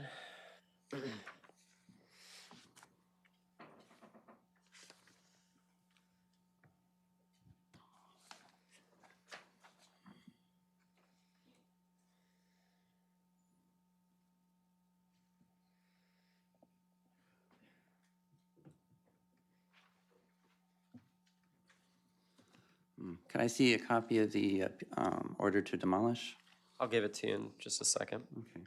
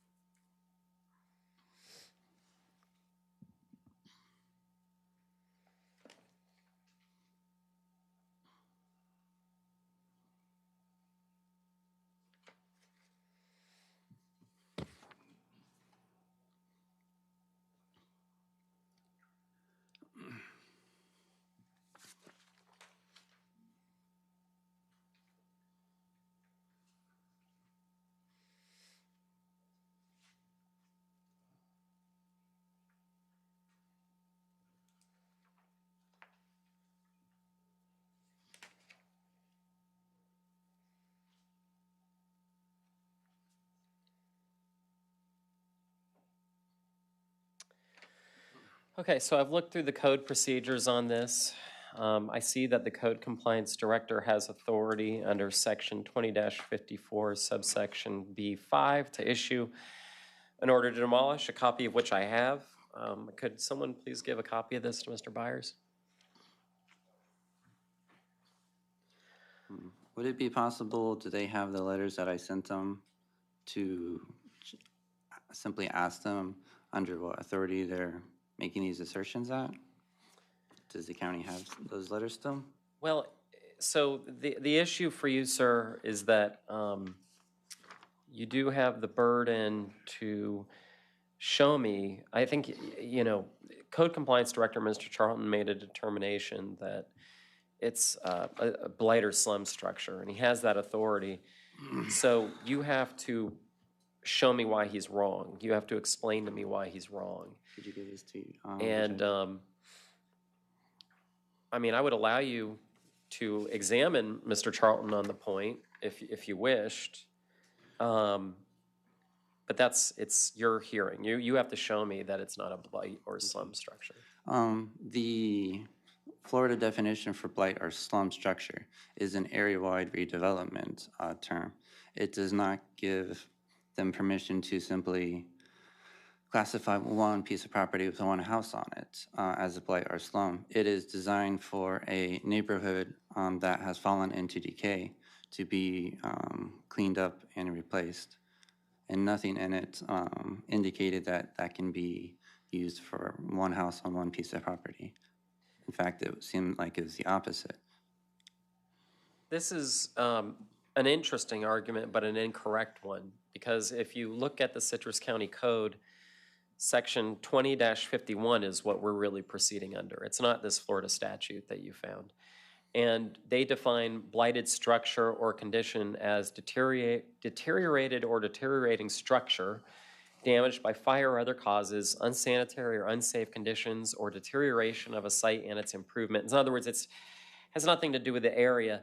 Some structure or condition means buildings or improvements, whether residential or non-residential, which by reason of dilapidation, deterioration, age, or obsolescence, et cetera, so those are the sections that are applicable here. I think you're right. You know, if you look at New Kilo v. London, 2005 Supreme Court case, when they talk about blight and slum, they're talking about an area. That's as a basis for eminent domain. It's just a different analysis. Okay. Is the person who's making the determination on the house being blight or slum, what credentials do they have to prove that they have an engineering background? That they are qualified to make such a determination? Well, I don't think one is necessary under the code. I'll tell you, I mean, Mr. Charlton, you are the person who issued the order. Would you mind coming up to the podium? I want to make sure we give due process. You are the code, have you sworn an oath already? Yes, Yeah. yes, I have. You're the Code Compliance Director, correct? Yes, sir. All right. Is it your understanding that you have authority under Chapter 20 to issue orders to demolish? Yes, sir. All right. Did you understand his question that he just asked? Yes. What's the answer? I am not an engineer. property, it's slum conditions, and it was damaged by a fire, and viewing it, like I have, and inspecting it, I signed the order to demolish. All right, in other words, Mr. Byers, he doesn't need to be an engineer. What this code section says, for better or for worse, is he, as code compliance director, has authority to do it even without an engineering degree. Okay. Understood. So it is just your personal preference without any engineer or background. Sorry, getting tripped up. That's okay.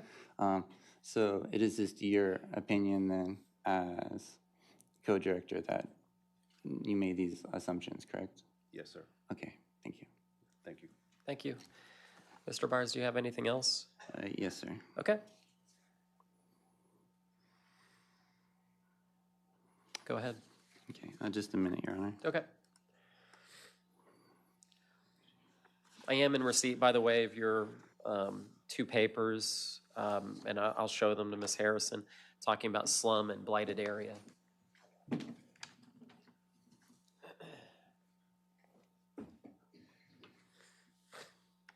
Did you want the Supreme Court case as well, or are you good? Okay. I did ask the county for copies of any photographs or reports they have made on the house and was denied such information. When did you make the request? When I sent in my other letters. When was that?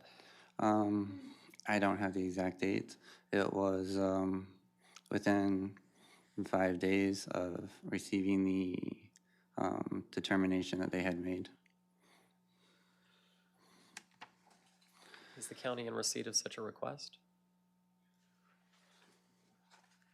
Who did you give the request to? I simply mailed it back to the county individual who had sent me the original notice.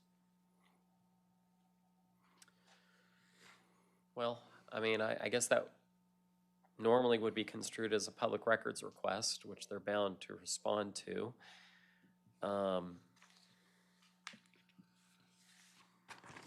Does the county have the letters that I mailed them back? Or the responses? What do you have, Ms. Nasello? I do have a copy of the letters that he mailed. I believe he mailed them to our office. They Okay.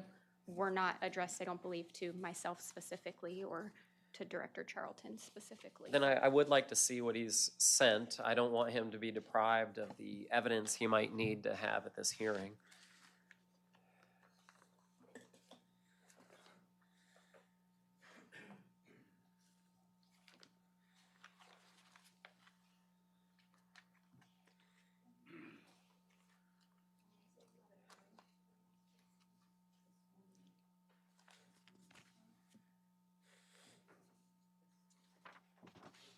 All right. So this is Exhibit D from the county. It's 7 pages long. I have a copy of a letter purportedly from you, Mr. Byers. Starts with, "Dear Code Compliance staff, I hope you're having a good day." Does that sound familiar? Yes, sir. Okay, let me take a look at it.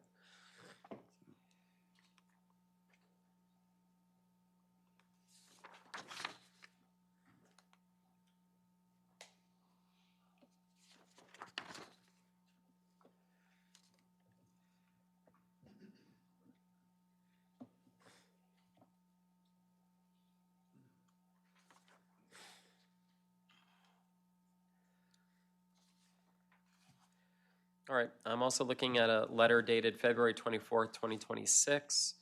Formal rebuttal of presumptions and notice of non-consent. Okay. Is that something you also wrote? Yes, sir. Okay, let me take a look at it.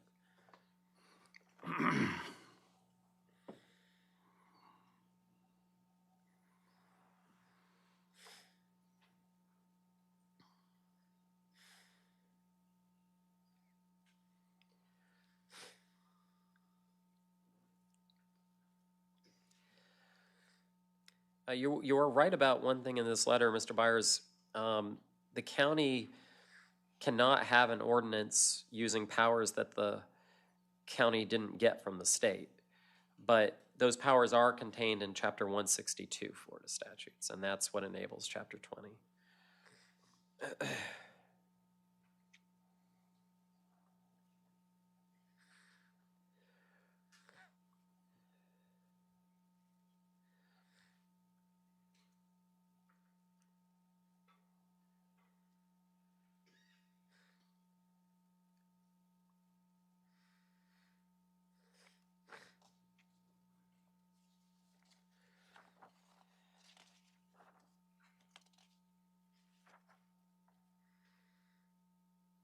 Okay. Also on page 5 of this exhibit is a declaration rebutting county presumptions and unlawful assertions.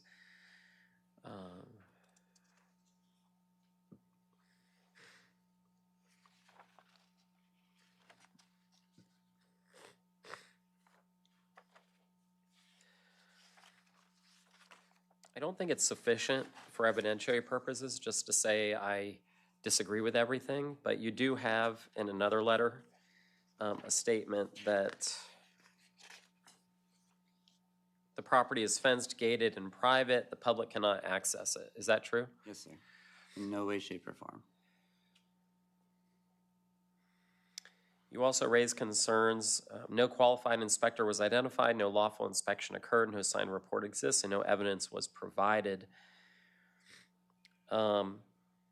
Meaning that from your perspective, there's no evidence that this constitutes a blighted or slum structure? Yes, sir. All right. I would like to hear from the county then. What's the evidence that it's a blighted or slum structure? I have photos and copies of other documents, but this structure was in the condition it is due to a structure fire. Okay. So there's a structure that's had a fire. Correct. It's not looking good from the county's perspective. Correct. Does the county have photos? Yes, I do. I'd love to see them.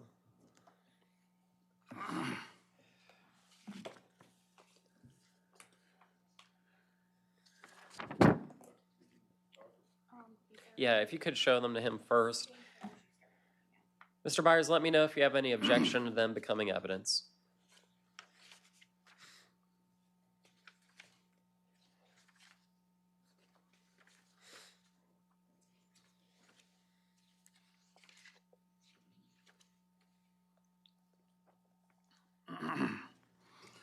Yes, sir, I do. What's your objection? These are personal photos of my property. There was no permission given. There was no inspector taking them. It was an unknown, unnamed person who could have simply had no All qualifications. right, let's find out who took the photos. I did. When did you take them? On the dates indicated on the photos. And where did you take the photos from? From the roadway. Any other objections? Is she qualified to make a determination on a damaged house? No, the code compliance director is, but I want to see the photos. So, yeah, all right, I've overruled the objections. Let me see.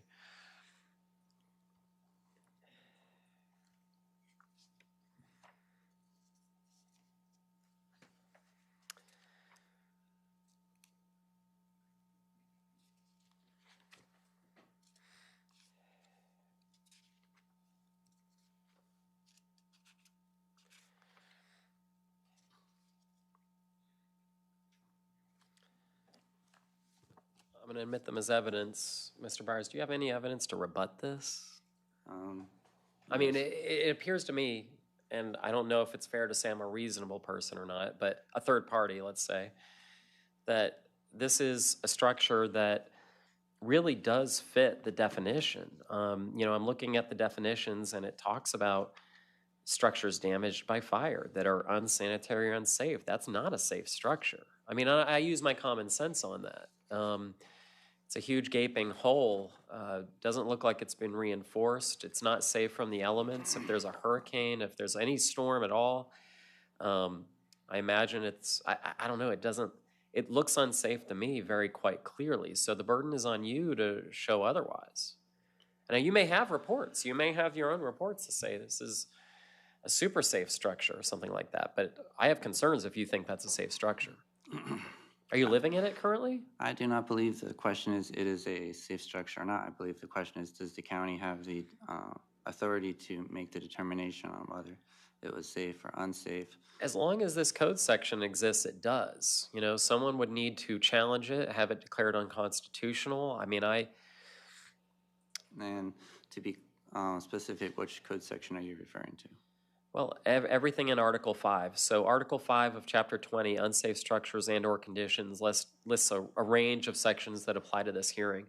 The definitions, the procedure, the notice, that kind of thing. So the whole article. Okay, understood.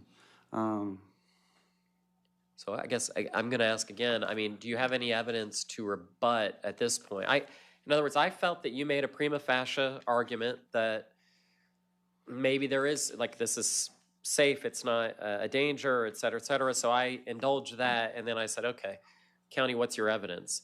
They've provided it, and now I don't have anything to go against it. So unless you have something, I'm gonna overrule the objection. Hold on just a minute.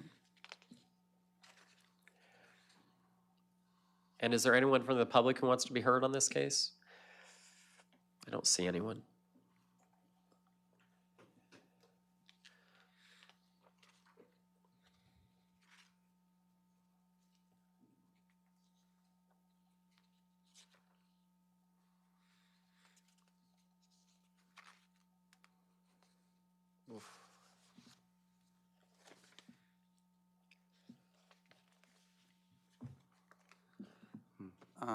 Again, my concerns are there was no qualified inspector, simply just photos taken from the outside. It's not a public property, as they said in their letter. It's a public nuisance when a private area cannot be considered a public area because of the fence and the gate. They were concerned of public safety, when again the public is not going on private property, especially fenced and gated. And those were the main concerns. We are actively working on upgrading the property, but in your letter, everything you takes said time. that the structure is going to come down. Yes, sir. Okay. I'm working on that, but building a house is expensive. Yes. All right. The appeal is denied. Okay. Good luck.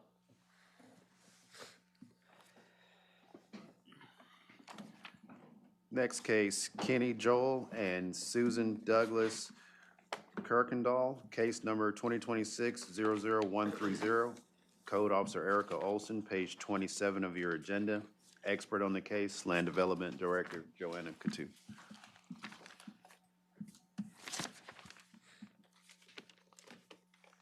Sorry, give me just a minute. Oh, miss, she forgot.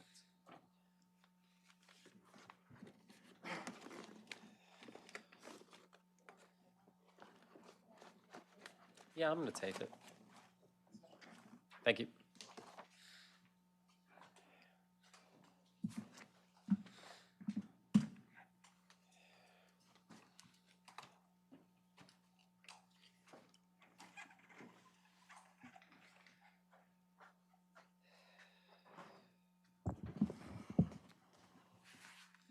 Good morning, sir. How's it going? Good morning.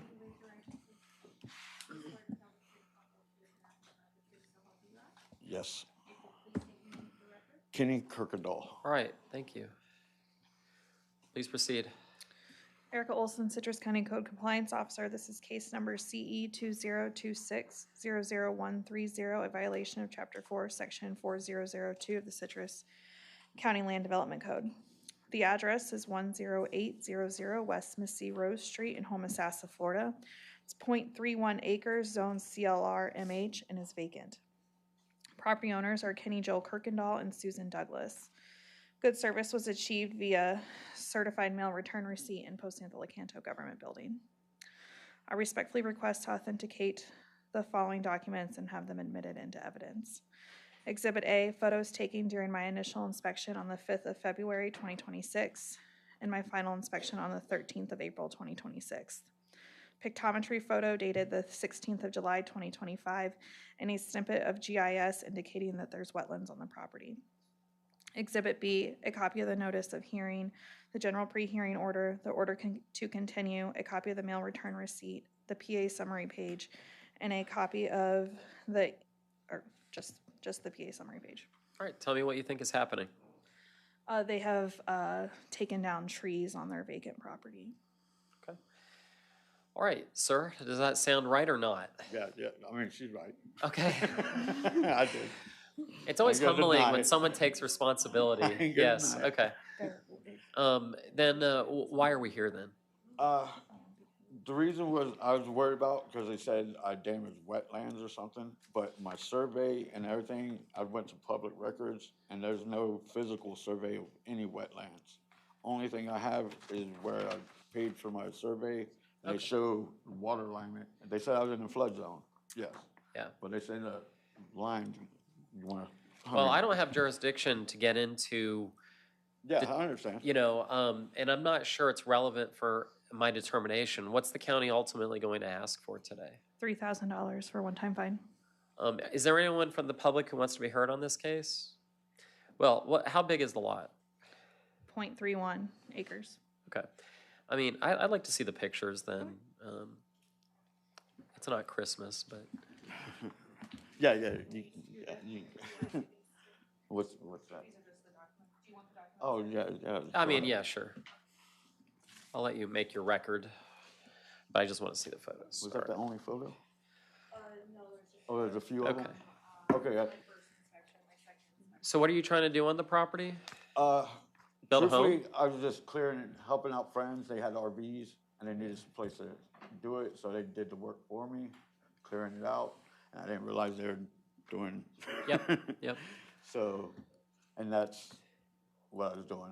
I just bought it as investment property because we don't live there. We bought a house in Citrus Springs and stuff.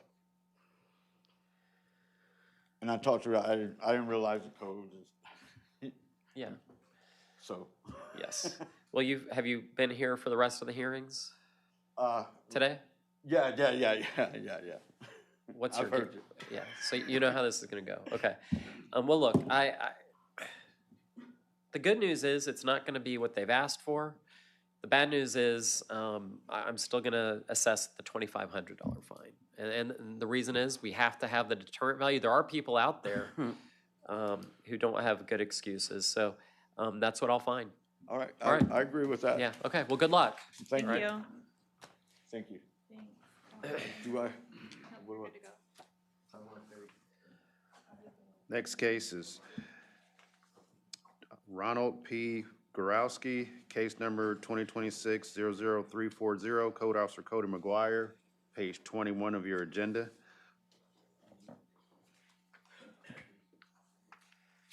Now, Mr. Koenig, welcome back. What I'm going to do is first I'm going to let the county to present its case. Yes. I don't think you actually have standing to be the respondent or defendant, but I will want to hear from you. Correct. So, all right. Cody, did It'll you be want to brief, do? and I believe we're like on the same page of how to Yeah, proceed. yeah.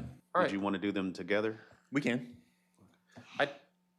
Well, I always prefer do if you it separate? would, but Okay. yeah. Okay.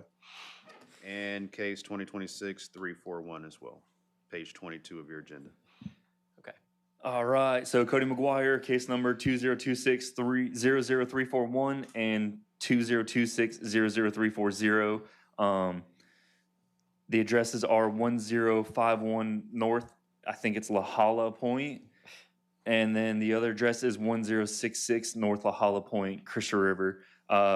One property zone 1.19 acres and LDR, and the other one zone 0.39 acres and also zoned LDR. The property owner is Ronald P. Grokowski. Good service for both of them are posting the properties and at the Lecanto Government Building.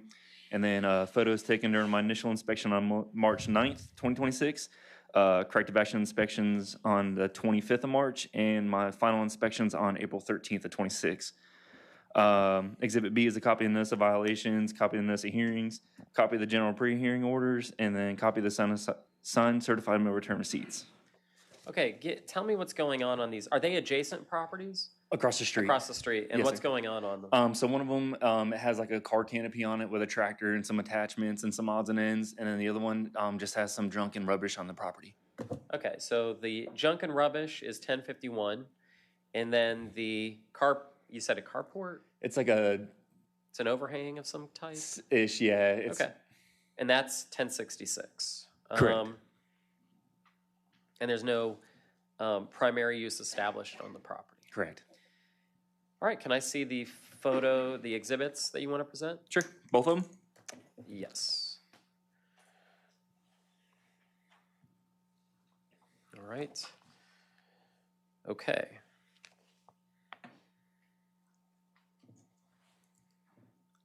You gave me your speech. I was like, I've never seen this before. Okay.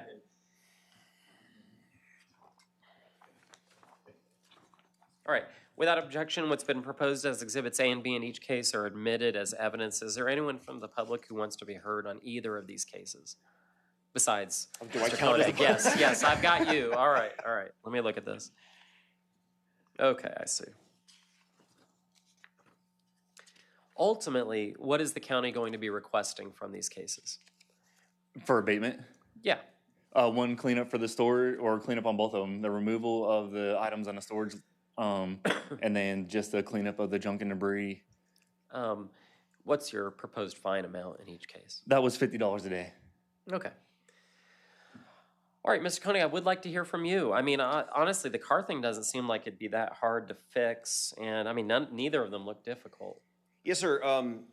Ronald Grokowski is an old man in poor health. He's currently in Arizona trying to liquidate other properties he has there. He has acquired a mess of things on his properties.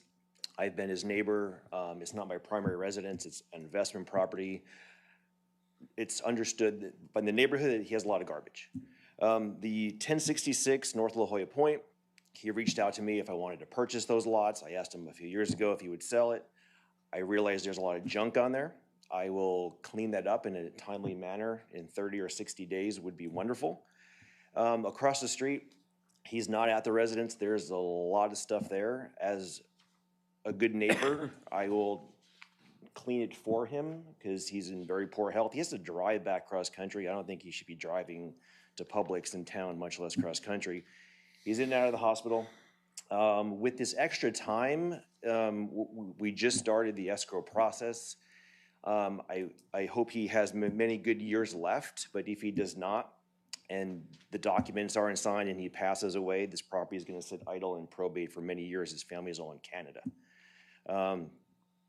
Just being a good neighbor, I will take care of the 1066 first. That's the one that we're going to purchase.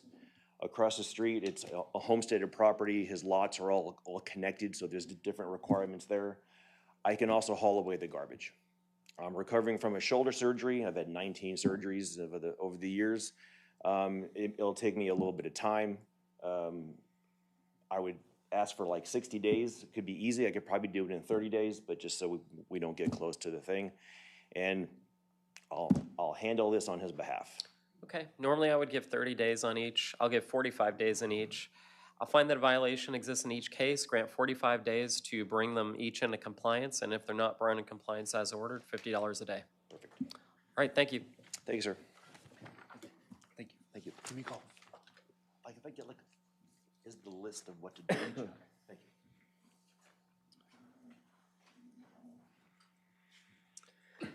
Next case is a fine appeal, World Alliance LLC, case number 2025-02058.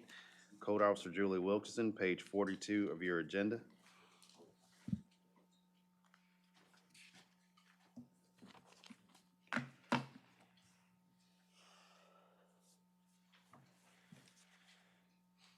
Okay.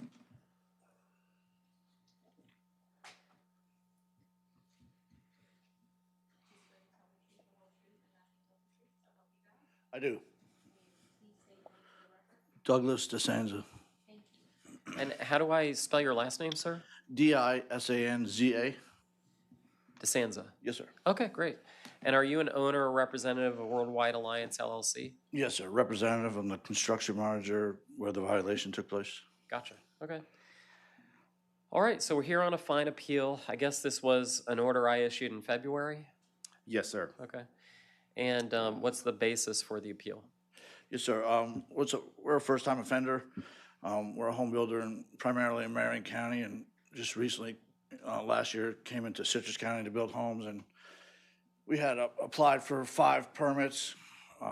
4 out of 5 were approved, and so we started building, and the 5th one, which is 8150 North Santos Drive, had not been approved, and we mistakenly cleared the lot and brought in dirt, not realizing that that was a violation, and we're requesting, the fine be rescinded or reduced based on the fact that, ignorance and a first-time offender, and apologizing and given circumstances that didn't build anything, we just cleared the land and brought in some dirt. Is the county, does the county have any information that what's been represented is false?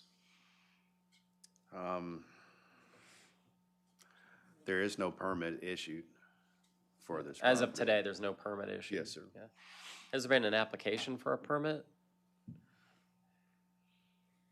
There was an application. It was last denied in February, and there's been no activity since then.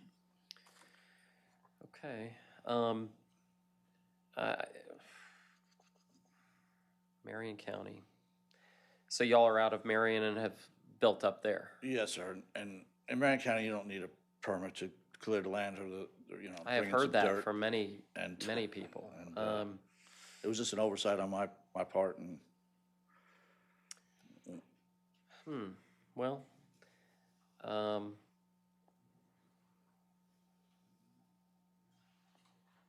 not going to get rid of the fine. I actually think it's more important to have a fine on someone who does it a lot, only because there has to be a deterrent value for someone who does this a lot. But I'll reduce the fine to $4,000. all right. All right, thank you. Thank you.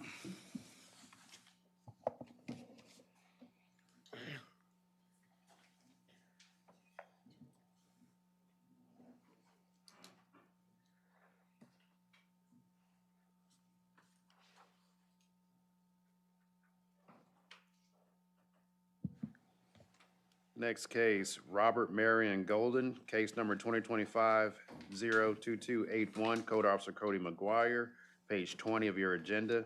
Expert on the case, Land Development Director Joanna Katu.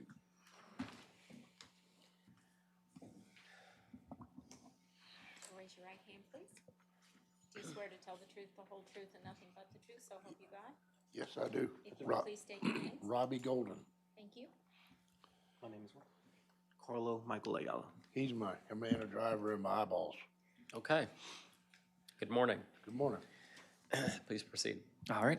Cody McGuire, Citrus County Code Compliance Officer, case number 2025-2281, special requirements for all accessory uses, violation of Citrus County Land Development Code 3102A. The address is 11734 North Citrus Avenue, Chris River, Florida, and it is 0.33 acres, and it is zone CLRMH. The property owner is Mr. Robert Marion Golden. Goods service via signed certified mail return receipt and posting at the Lecanto Government Building. And then I'd like to authenticate the following documents and request that you meet. All right, Mr. McGuire, go ahead and tell me what's on the property. Mr. Robbie has an RV, 2 trailers, a van, and some odds and ends, and then now a container. And there's no primary use established? Not yet. And meaning you said it's CLRMH? Yes, Okay. yes. So there needs to be a house or a residential use established? Correct. With like something that's not what's on the property right now? Correct. Mr. Golden, do you understand what the case is that the county's bringing? Do you understand why they're saying the property is in violation? Well, I pulled permits and they've all been approved. And I put the letter towards being able to stay in the camper while the construction was going. And because I guess there was a code enforcement before, they said I can't. And I'm disabled. I have nowhere else to go. All permits have been pulled. The well is in, the underground electric in, the septic's getting in. And I cleared the property. I made it nice, and I'm going to live there as soon as I get it done, which I'm not dragging my feet for the 2 years that they said they would allow me to. We are moving right steady along. I have a friend helping me. And I've done everything Cody told me to do prior, and then found out there was a $5,000 lien on the property, which I have not yet figured out how that got there. And I'm just asking for your mercy, sir, and I have my papers of the sheriff's. They steal the fence as I put it up. They steal everything. I have my disability papers. And I need mercy, Your Honor, and I need to just get my project done because this isn't turning out as good as it started. Ms. Katu, what were you going to say? So he does have a permit to convert the shipping container to a house that was issued on February 11th. That's all we have. The RV, yes, was denied. None of the other structures can be there yet. We haven't established a use there. Well, I think what he was, and I mean, you'll have to walk me through this. Mhm. I thought that people were able to stay in RVs during the pendency of construction. I mean, unless there is a code case.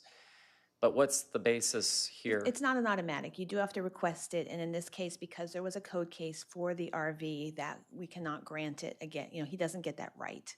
So that is something our commissioners have determined, that it's not automatic, and if you have an active code case for the RV itself, we're not going to give you approval after the fact when you pull a permit. Does the ADA come into this? It's not been raised with us, so I don't know. That has not been something that's been raised with us. They shouldn't be occupying the property, but I understand, you know, with construction, maybe. The well and the septic are something he's doing through the state. So far, since February, we've only had the electric inspection and nothing more, but it's good to hear he's working on things. So what the county wants is that RV and everything else gone? Or is the everything else allowed to stay while the construction's going on? If it's related to construction, yes. You know, his car while he's working on things, of course, that kind of thing. But the pictures, it looks like some other things. I don't know if they're all related to construction or not. So, Mr. Golden, I mean, basically my issue is going to be that the county has this code section, and they're saying you don't, you know, sometimes you might be able to stay on the property with an RV as you're doing construction on the property, but they're not allowing that here. And I don't actually have the power to override that. So, you know, what I would do is give you a time to remove the RV and any other non-construction related items until the primary use is established in that shipping container. Does that make sense? Yes, sir, it does, but it's not, you know, when I have a $5,000 lien against it where I don't know where it come from. They're stealing my property. I have the sheriff papers. I even went to Miss Brown and made a letter of security. It's not fair that I'm disabled and I'm gonna have to go stumble. I've already had a hip. I've already cleaned that property. I've let the sheriff come into my property and convict a drug dealer behind me. And this is not fair to me. I have nowhere to go. I have a Humana driver that comes and picks me up from Tampa to come here. I've done everything Mr. McGuire's told me to do. I jumped through the hoops. I can't read the letters you send me. I'm just asking, guys, can you give a guy a break? Under the ADA, Yeah. you know, under the ADA and Disability Act. disability were not raised at all in this application. Discussing it with our growth management director, which we have here, we don't mind. We can approve an RV while the permit is active. We will go ahead and approve that when we get back to the office. That was never raised with us. Yeah, and that's We're not fine. heartless. That's why I'm asking about it. Understand. I have been surprised in my real estate practice in land use and zoning how often the ADA can become a factor. It has become a factor in things that have surprised me greatly. In other words, there's situations where the ADA can even kind of override a zoning in certain situations. Actually, we've had them in these hearings where it's become an issue. So, So the RV will take off the table. all right, so that's off the table. All right, you win. Now, What did I win? Um, I'm sorry, folks. no. Let me see actually, so let's get into this. Mr. McGuire, what exactly is the violation? What's in violation right now? Right now, it's just all the items that were being stored on the property. So you have an RV and various items. You are going to be allowed to keep the RV so long as there is a permit, I assume, okay? I got them all. There you go. So that's the win. Now, to the extent that you have items on the property that are not construction related, you're not allowed to be doing other recreational or personal things that aren't tied to the business of getting that residence established. Make sense? Yes, sir. All right, so I have a trailer for building supplies that I have to put in there. They actually stole the fencing on the ground. They took it, so I Okay. put that in the closed-in trailer. There, I only have an Odyssey van and a pickup truck that I can't even drive that I have to sell. well, so that's not going to be allowed to be on there, okay? Because that's not construction related. Does that make sense? The Odyssey van and the truck? You just said the truck can't do anything, so it's obviously not construction related, correct? Well, it pulled the white trailer when I did. Well, you said it can't do anything and you're gonna sell it. So let's make this, we don't need to make this hard. Mr. McGuire, what other stuff is in violation? He's got some like it's the gas cans, some solar panels, like some more means of cooking items, chairs, tarps. I can clean all that up, put it in the trailer in a minute. Okay. I mean, that'll abate that. That would abate okay? it. Yep. How much time do you need to do that cleanup? I'll do that right away. Will 14 days be enough? Yes, sir. What's the county's fine recommendation? $50 a day. Is there anyone from the public who wants to be heard on this? How much? 50. Okay, 14 days, $50 a day. That's it. Awesome. I have to take another recess. Thanks, Your Honor. Thank you, sir. Give me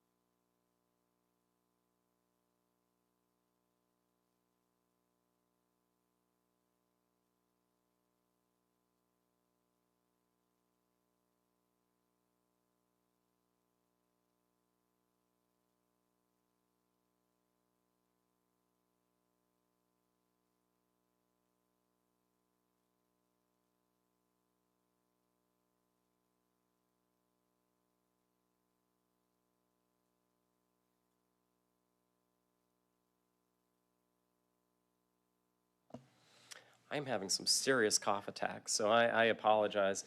I may have to take more recesses, but let's try and get through this and get everyone out of here if we can. Our next case, we have some members that want to speak to this case from the Yeah. public, so we're going to go ahead and get it out. Good. Next case, Power Sports of Minnesota, Inc., case number 2026-00070. Code Officer Erica Olson, page 35 of your agenda. Expert on the case, Land Development Director Joanna Coutu.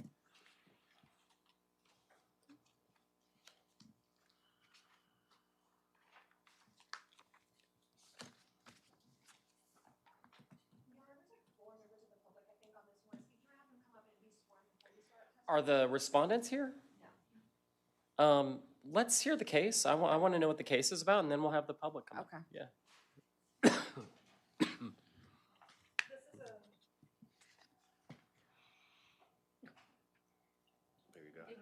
Okay.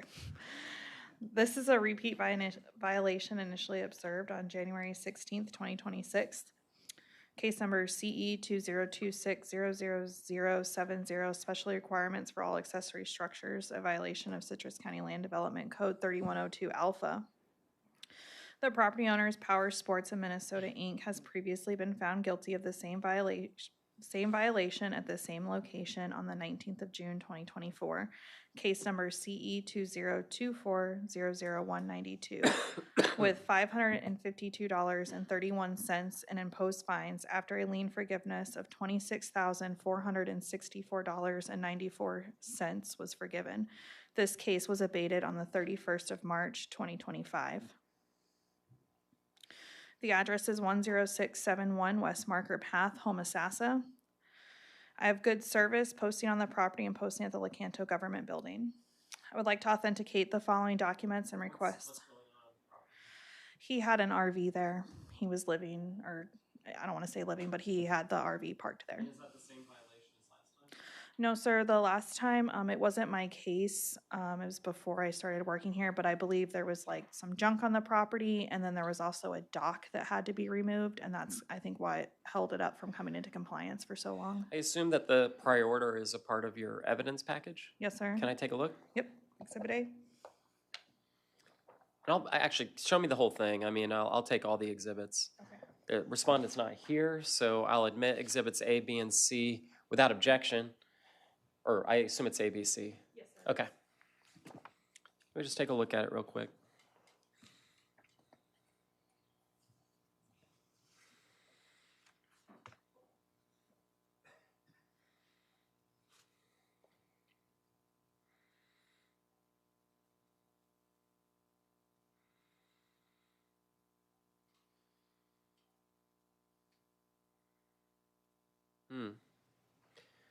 Okay.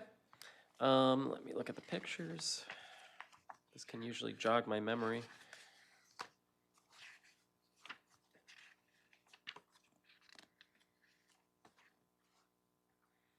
Okay, I would like to hear from the public.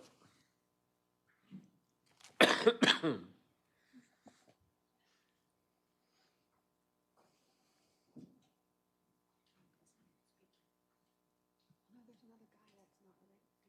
morning, I'm Tracy Mirabal. Good morning. I'm a neighbor and I'm from Homosassa. Do you swear to tell the truth, the whole truth, and nothing but the truth, so help you God? I do, thank you.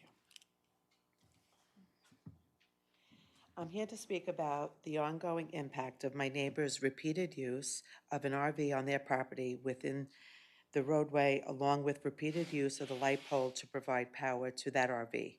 Since 2025, and more consistently since January of 26, this has formed a clear pattern of noncompliance, including repeatedly parking the RV in the roadway and the right-of-way. On or about January 16th, the property owner was cited by Citrus County Code Enforcement for this issue. This is not an isolated incident. The records reflect prior violations of the same parcel, including similar conduct, enforcement actions, and the imposed fines, demonstrating a pattern of ongoing noncompliance.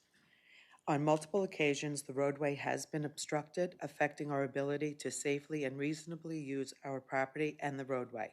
These obstructions also raise serious concerns about emergency access and egress, which could endanger neighbors and prevent first responders and their vehicles from reaching the property in the event of an emergency. Even after being notified by code enforcement that the RV was required to be removed, the owner continued to return to the property to hook up the RV to the electric and water utilities, indicating ongoing occupancy despite the notice of violations. The RV also being connected to temporary electric and water sources, further reinforcing concerns about unpermitted use and safety. Despite being informed of violations, the behavior has continued, reflecting a pattern of disregard for regulations and for the impact on surrounding neighbors. Given this history of repeated violations and continued noncompliance, I respectfully request that the board find the property in violation, impose appropriate penalties, and require corrective action. In closing, these ongoing actions demonstrate a continued disregard for the county regulations and for the safety and welfare of the community. Thank you for your time. Is there anyone else from the public who wants to be heard on this case? Okay. Oh, you do? Yes, sure, come on up.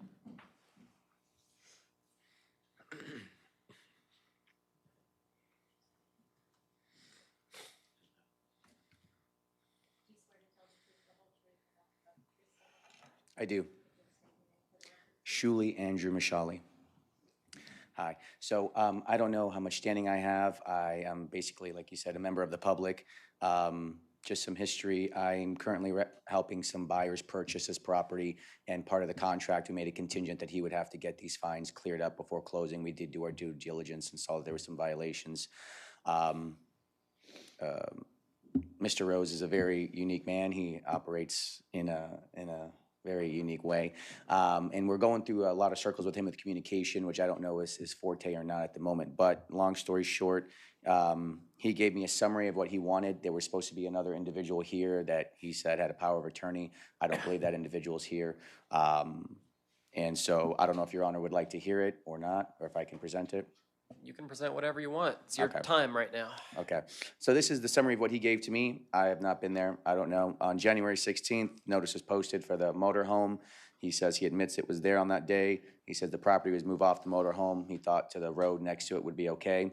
Off the property on January 19th, he went to the office to speak to, I think, Mr. JC, I don't know if that's his name, about it, but it was Martin Luther King Day. He then spoke to them on 20th, where he was advised to move it somewhere else to an RV park. He said that he took their advice and moved it that day. And from what he's telling me, he thought he construed to them that he told him I moved it that day, but I don't think that was the message that might have been relayed. So there might have been a gap of time where it was removed and not checked up on until later when they checked it, accruing fines until that day, when he thought it was okay that he moved it that day and the fines would stop that day. So that's basically what I have on that. He tried to send me, all the receipts on where he put it and as such, but I don't think I have standing to, present any of that. Yeah, I mean, I don't, you're not really the party per se, I also don't know that it's relevant. So I appreciate you coming up. Thank you, Your Honor. Thank you, sir. Is there anyone else from the public who wants to be heard on this case? Did I hear a yes? Okay, sure.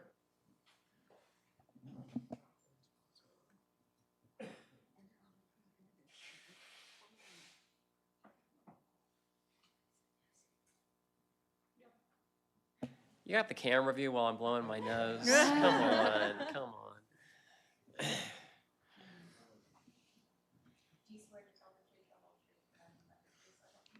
I do.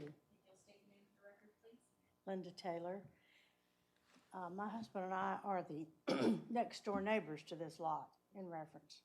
And this gentleman has set a pattern of his behavior that is reprehensible. He ignores all rules that turn into laws. He thinks they don't apply to him. And you've heard all that's happened and what we've endured.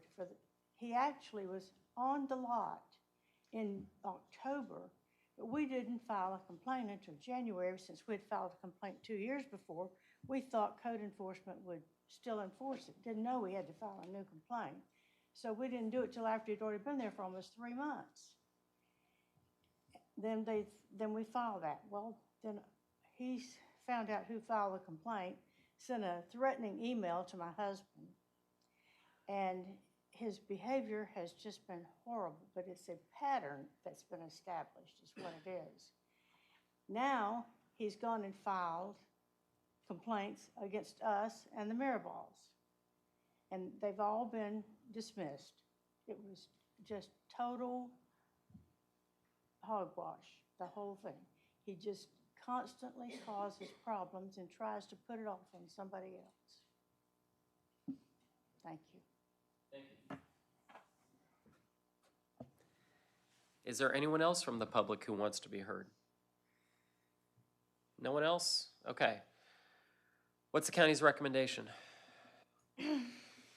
The Citrus County Code Compliance Division respectfully requests that the special master assess a fine of $250 per day along with administrative costs commencing on January 16th, 2026, the date of my posting and initial inspection, and continue until February 5th, 2026. This represents a total of 20 days at $250 per day for a total fine of $5,000. And it's abated now? Yes, sir, it is. All right, I'll find that there was a repeat violation from January 16th to February 5th. Assess a fine of $400 a day for 20 days. Thank you. Thank you. Next case, Lee Rivenbark, case number 2026-133, Code Officer Robert Denaro, page 36 of your agenda. I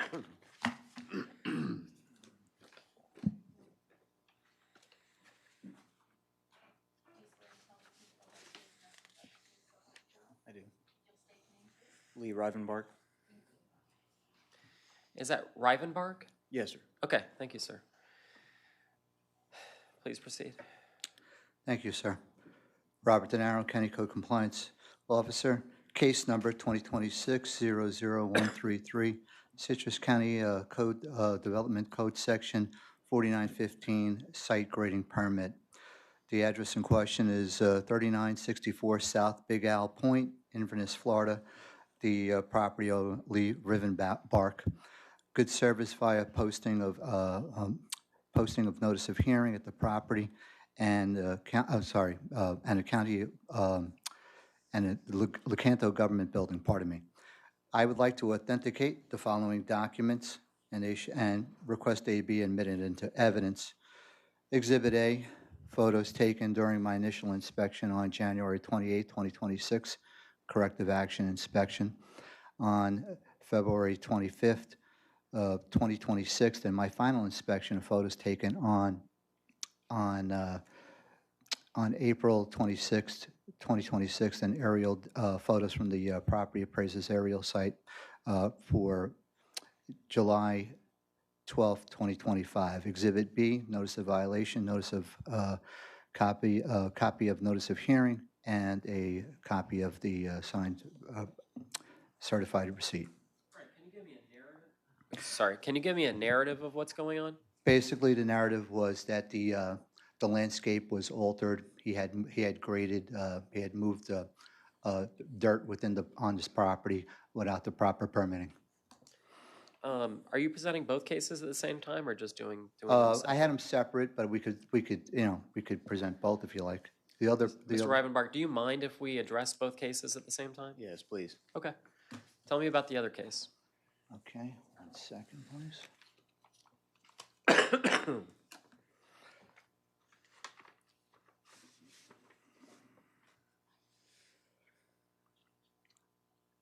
Same property with Mr. Rivenbark of 3039 South Big Owl Point. This is excessive growth and accumulation of vegetative matter. And I'm aware, so I guess what I'm just wondering is the narrative, because we can get Oh, into the okay. exhibits. but Yes, sir. Yeah, what's going on? Basically, a large pile of vegetative debris, mostly tree debris, on the property right near where the grading had taken place. All right. Have you had contact with the owner? We had spoken. He had stated that he had unified the property. That this particular lot has not been unified. He did combine it for tax purposes, but he did not combine, he didn't unify all three properties that are on that location. Okay. Now, I guess what I want to do is see the photos on these cases. Ms. Katu, did you have something you wanted to say? Yeah, so unify is not a term we use. He has filed a document in the court saying, I'm unifying the properties. He has a house next door to this lot, so he could combine the lots through the platting process and do whatever he wants on this area of land. Right now, it's a vacant lot. Oh, I see. So there's a lot that There's a house and then a lot. does have a house on it. Right, right, but until he combine, we don't unify, but until he combines them formally through the platting process, the documents that he filed while in the court, I think he actually recorded them, aren't something that makes You them one. recognize. Yeah. Aha. Well, would that solve the vegetative matter one, though? It would solve the mulch pile and the dirt pile, and the other things, I don't know how extensive it is that he needs to try to repair it or not. We can have engineering take a look, but it's possible to get a permit for that after the fact, perhaps. It looks like it's kind of related. All right, let me just take a look at this.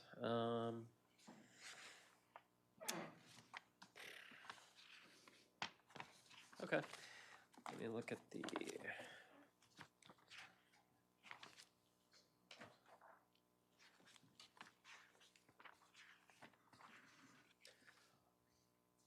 All right, Mr. Rivenbark, what's going on? So before I put the dirt there, I called Code Compliance first, then I called and talked to Land Development. That's who they referred me to, the Sheriff's Office, for a backstop for shooting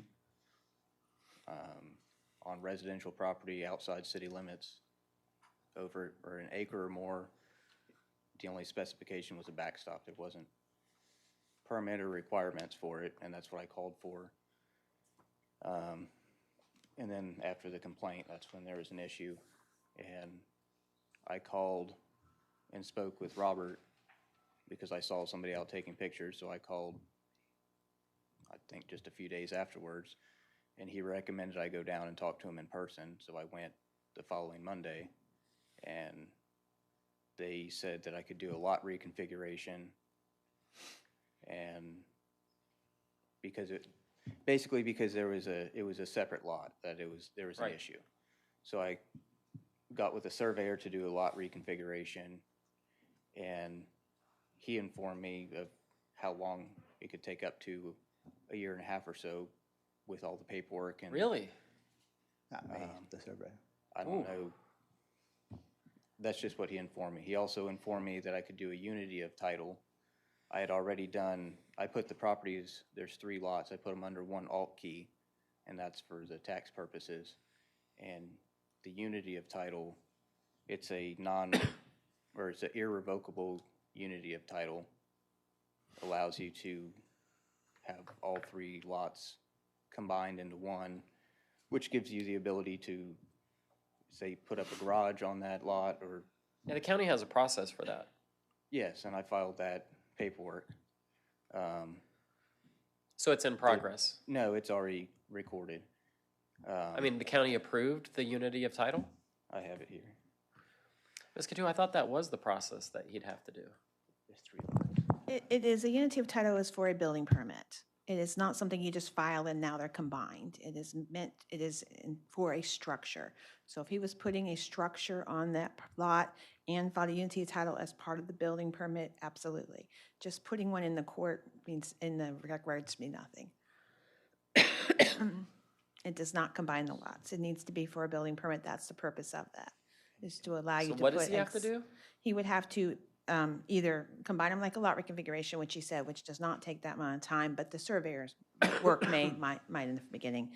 Or if he's going to put a structure on there, say a shed, then as part of the shed permit, he would turn it to unity of title saying, I'm never going to develop this. I want this shed to go here on this vacant lot, and then we could allow that. And then the lots are permanently tied together. But for what he's doing, he would need the lot reconfiguration? He would. He's got the right thing, and he talked to a surveyor. The surveyor incorrectly obviously told him There's unity no way of it takes title. that long. No, it does not. Yeah. It doesn't through our office, and it doesn't through, I wouldn't expect a surveyor does, but I don't work for Okay. them. Now, if he did do the lot reconfiguration, oh, okay, well, anyways, all right. Some of it, yeah. Yeah. The shooting, we don't know anything about that, so. I find that hard to believe, no. So, Mr. Rivenbark, did you understand what you just heard? That's not correct from the paperwork for the unity of title, though. The difference in the lot reconfiguration is it allows you in the future to do another lot reconfiguration and break up properties, where the irrevocable unity of title combines them, but you forfeit the right to break up the property. So it combines them, it's now one lot, but you can't break them up down. Did you have the unity of title before you did the site modification? No, I did not. Okay.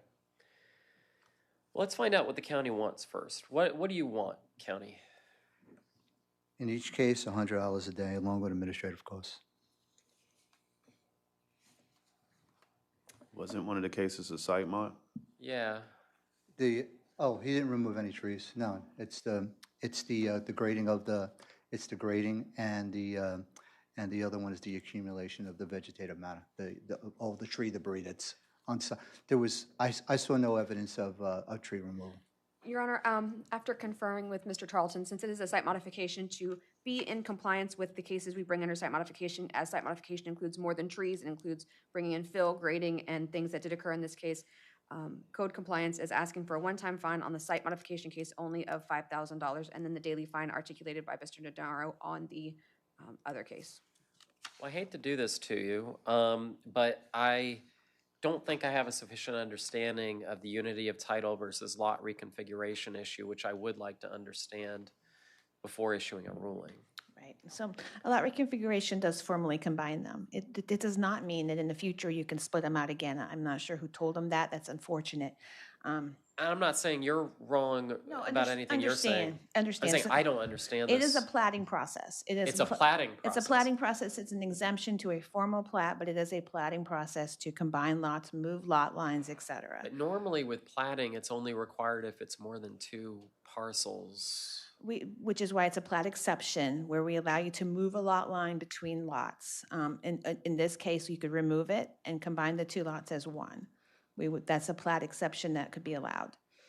I'm not trying to make it hard. I'm No, just I saying, understand. because I don't fully understand the unity of title lot reconfiguration issue that's being raised, I don't feel comfortable issuing a ruling today.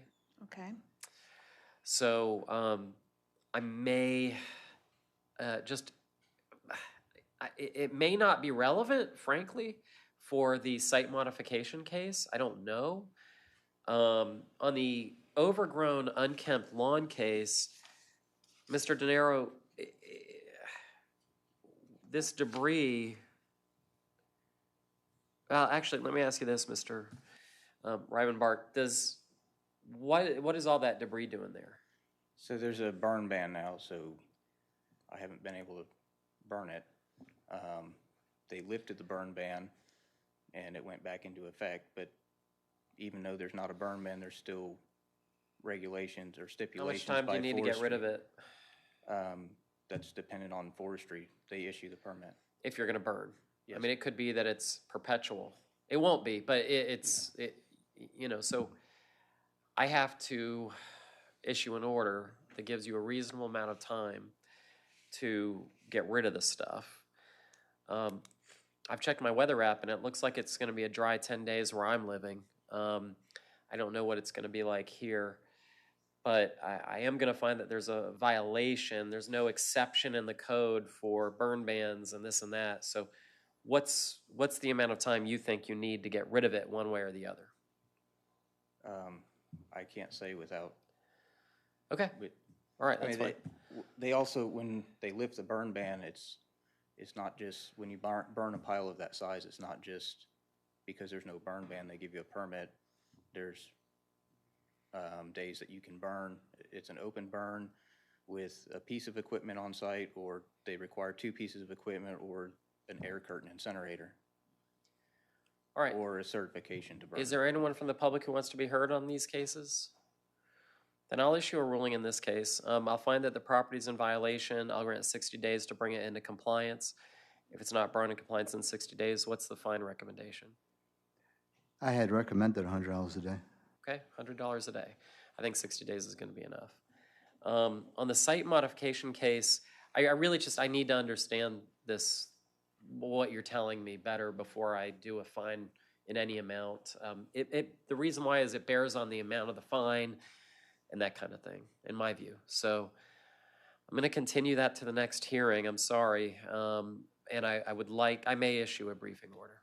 And just for the record, he would object since he testified that he didn't apply for the unit of title.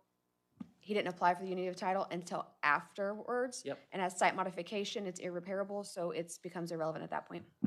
Yep, I already said that I understand that, and so what I want to make sure is that I want to understand the process for the fine. So I'm going to go ahead and take a look at that. So, sir, I'm gonna have to continue that to the next hearing because I want to understand your argument better. Okay? Did you want to see the unity of title? Yeah, actually, I do. So anything that you want to put into evidence, I'd like to see. Go ahead and show it to Mr. DeNaro, and we'll put it into evidence.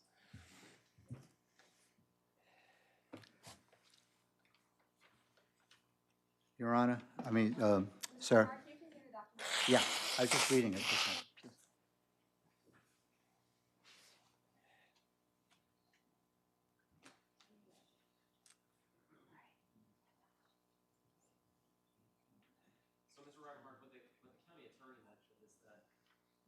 Doesn't matter whether it's a unity of title, or it doesn't matter whether it's a lot reconfiguration, because it was still done without the proper permit or proper permitting process. Does that make sense? So that's why they're saying, why would you continue it? Because, you know, it's still a violation. Does that make sense to you? It does. It's just frustrating because I had called before, prior. Yeah, and that's why I agree with that. So I want to give you a chance to lay the record, and in order to allow that, I need to better understand the processes. So that's why I'm going to continue it. I'm not trying to make you come back. Okay. Is there anything else that you wanted to put into the record now? Okay, thank you. We'll see you next month.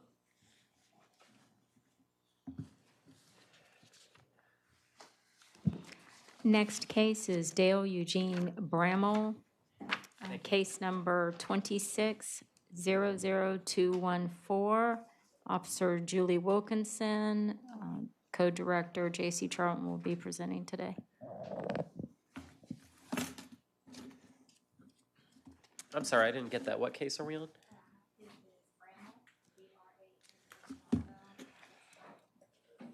Okay, great.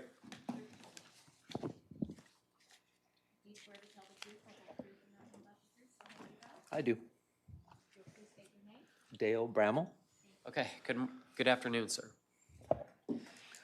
This is a repeat violation observed February 13th, 2026. The address of the violation is 3440 North Burroughs Path, Beverly Hills. Case number is 2026-00214, accumulation of junk and debris. Violation of Chapter 20, Article 3, Section 20-31A of the Citrus County Code of Ordinances.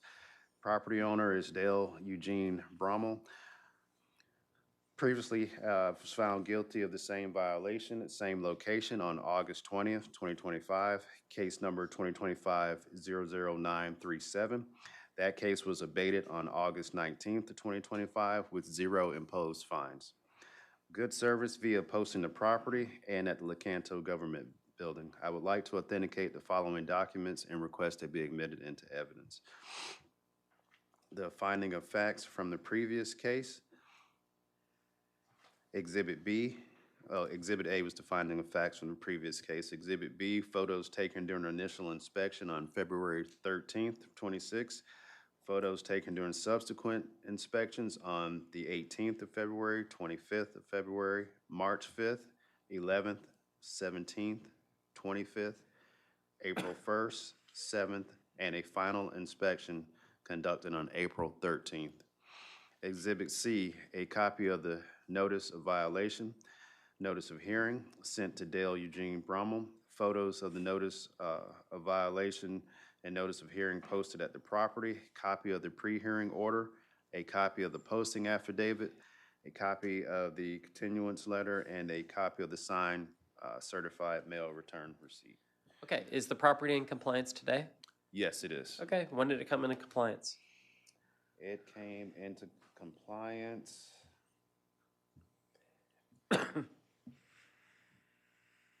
It remained in compliance, well, let's see here. Yeah, I guess give me your apologize. timeline. Yes, you want me to show them the photos and then? I just go want to on? know the timeline right now. Okay. The inspection conducted on February 13th, observed construction debris, household items on the property. Property was posted for repeat notice on February 13th, 2026. A follow-up inspection was conducted on February 18th. Property was in compliance.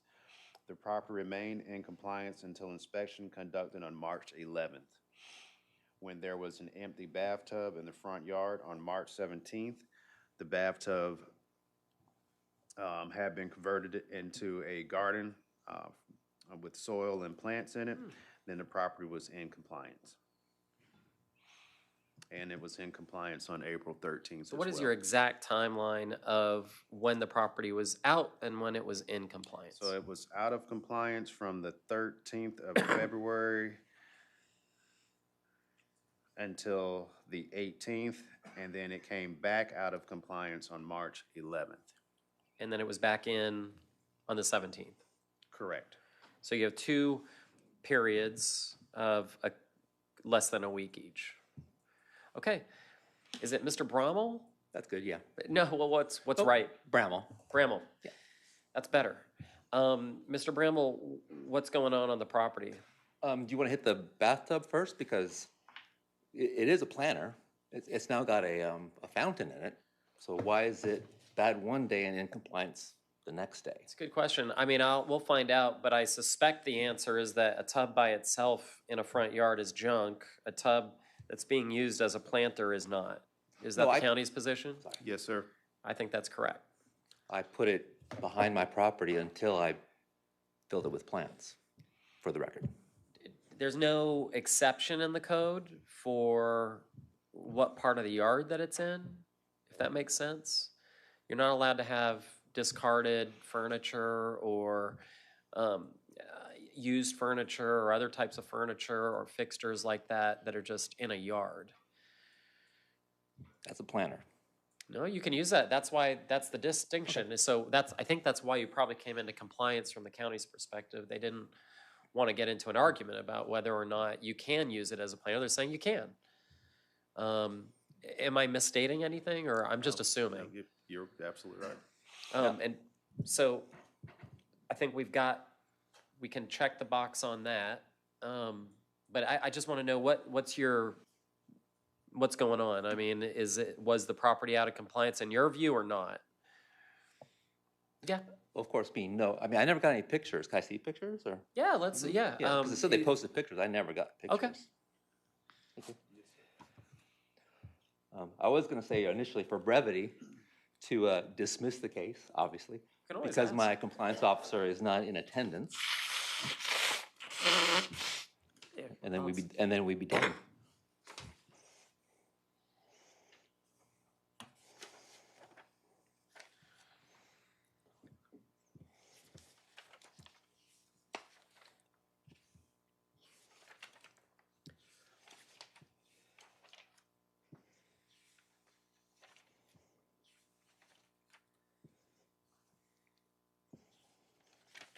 So actually, the bathtub pictures show where it's at right now.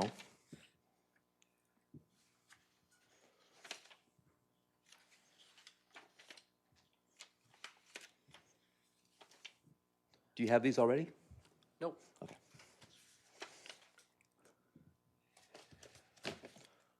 So I guess the dismissal is not approved. I'm not ruling yet. Okay. And then also, side note, went on the BOCC County website for their definitions of debris and junk, which I'm sure you either know or have.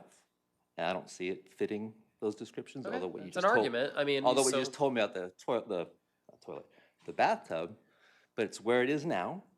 It's in the process of actually being. I mean, things don't happen like that. So that's where it is, and there actually was plants in it, but they haven't been actually, planted. So that's my argument for that. Yep. So, and on the first one, the repeat for the February 13th, the stuff on the driveway, simply, I do storage auctions.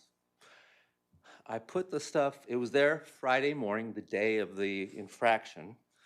I put out there specifically, I made room in the garage, went to Leesburg that morning, picked up a bunch of stuff, put stuff in my garage. I had it on the driveway to take it, and I got pictures of this, to take it to my antique mall. I can show you pictures of that, where actually the items that are on the driveway are in my antique mall, so they're not junk or debris. And also my storage unit. I can show where the stuff that I got that day is actually in the storage unit. That's why it was abated on the same day. In fact, I didn't even know there was a violation until it was already gone, because my kid lives with me and he probably got the paper and just put it somewhere. Didn't even see it until actually the driveway was clean. So it was abated same day, officially. And the bathtub, in my opinion, is a non-issue. You got the pictures, or I'll give you the pictures. And you can determine that. You're the judge. And this is all of it. Like I said, I just cleaned out the garage. It was there one day. Happened to be the day they took the pictures. Because I got a guy across the street. And I don't know, do you have the record of how many times this guy calls you? I do not. That's why I wanted Julie here, which is why I made my first motion for the compliance officer to be here. Because she comes up, because they're required to come knock on your door. Hey, I got a call, everything's fine. I've gotten many of those. He gets called all the time because I don't know the guy. You don't know not to say anything bad, so I won't. But apparently he don't like me. So that's I'm why not going to take away your First Amendment rights. I mean, I'm just asking for respectful discourse. We have witnesses yelling at each other sometimes, that kind of stuff.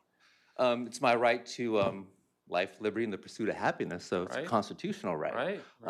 Like I said, I wanted Julie here because she knows the history, because she gets called all the time. I mean, I don't know, 15, 20, 30. I mean, there's probably times I don't know because my kid doesn't answer the door unless he's got DoorDash. So she's probably knocked on the door 30 times, and he's opened it once or twice. And she said, hey, I'm here for trash on the driveway. Nothing there. That's why I wanted Julie here, which was why motion to dismiss. Looks better now. But it was simply cleaning out the garage. It was all gone that day before I even knew there was a violation or a notice. And I actually have proof of the guy across the street being, a certain type of individual, because I got a notice. In fact, here's another notice I didn't even know I got about an unserviceable or abandoned vehicle.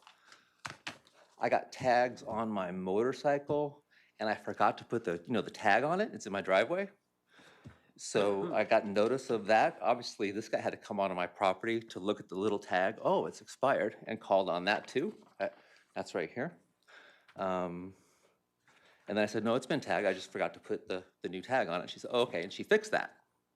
Again, she has a history of this and knows, which is why I wanted her here, because she's been called many times for no reason. All that may be true. It is true. And I don't have any evidence to contradict it, right? So I did look at the photos.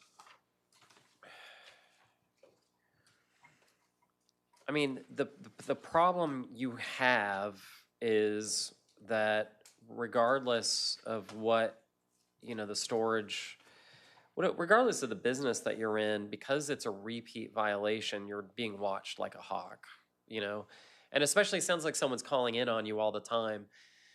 So they're going to keep coming out based on the calls. You don't have the liberty of storing, miscellaneous stuff in the driveway unless it's in the garage. It's got to be enclosed or something. It's just that's because it's going to trigger this. And I get your argument. I've looked at it before many times, and One question yeah. or comment. So technically, I can get up at 8 in the morning, work on I'm building a shelf, go have lunch, either home or away. You come by, it's a violation. Like I said, this was the same day it was abated that I got the violation. I should have been here the first time on the first, so there wouldn't be a repeat violation, but I was at work and people called in sick, so I just, oh well, let it go. Not knowing that, and that's the one other thing, is kind of a side note I looked up. So it includes abandoned property, which includes furniture, it includes things like that. That's your issue. But it says specifically about that it has to be basically like non-functional or not good furniture. It's actually for sale for $150 a piece at my outlet mall. I got a picture of it right here if you want to see it. No, it doesn't say that. So in the definition of abandoned property, it just says, let's see, wrecked or derelict property having no value other than nominal salvage value, if any, which has been left abandoned and unprotected from the elements. If something's out there and unprotected in the elements, and your neighbors obviously have a concern that this keeps happening. I'll address that specifically. It was supposed to rain that Saturday. Yeah. So I took it out. It's on the driveway Friday, which is why I was gone on Friday, because I didn't want it to get rained on. It's not like it was there for days, not even a day. Yeah, to answer that specific point. But it doesn't, because it's out there, and it satisfies the definition from a strict kind of textualist perspective. And when I deviate from that, I start making exceptions. I can't do it. On the tub, looking in the pictures, I'm actually surprised. I think the county's been pretty generous, but they know, I think they know my position on it, which is to, I think we have to listen to you about what your intent is and how you're deciding that you're using that stuff. It's unique. I'm not going to find that's a violation. They don't think it's a violation.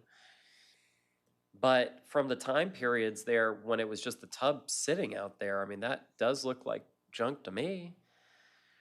Is there a date on that as far as like it was all in the photos and the testimony, which is I think it's undisputed. So what else do you got? So it's the tub, but when I first started working on it, when I was done, is the problem. Well, according to the testimony, when it's just out there without being used as a planter, it's not a planter. Understood, but the time period for that was? Well, what was it? Property was first observed to be out of compliance on February 13th. It was found to be in compliance on February 18th, and then out of compliance, I think it was March 11th. March 11th. And then on March 17th. Now, you have photos too. Does it state the date, the tub, though? We're talking about the tub specifically here. That was one of them. I didn't have the tub on the 13th. One of the photos is an exact photo of the tub that's out there. Do you have your own photos? They're not dated. Well, that's okay. I don't need, but do you have them printed? Or are they just on your... Not of the tub. I didn't even know that was, like I said, I never got those pictures. I didn't know that was a concern. Well, do you have printed photos that you want to be evidence in this hearing? I'm only showing that the furniture, like it says here, it says non-functional furniture. I can prove that it's not. That's functional. Okay. I like photos like that. And the stuff that was on the driveway, was not junk or debris. Or discarded. I mean, when it's in the front yard, when there's furniture in the front yard, that's not where it belongs. And that's why all those different descriptions exist there. Understood. That's why I said it was there for hours while I was moving it. Yeah. I mean, things don't happen. So I'm asking if you have, do you have, I want to see what you've got to introduce into the record.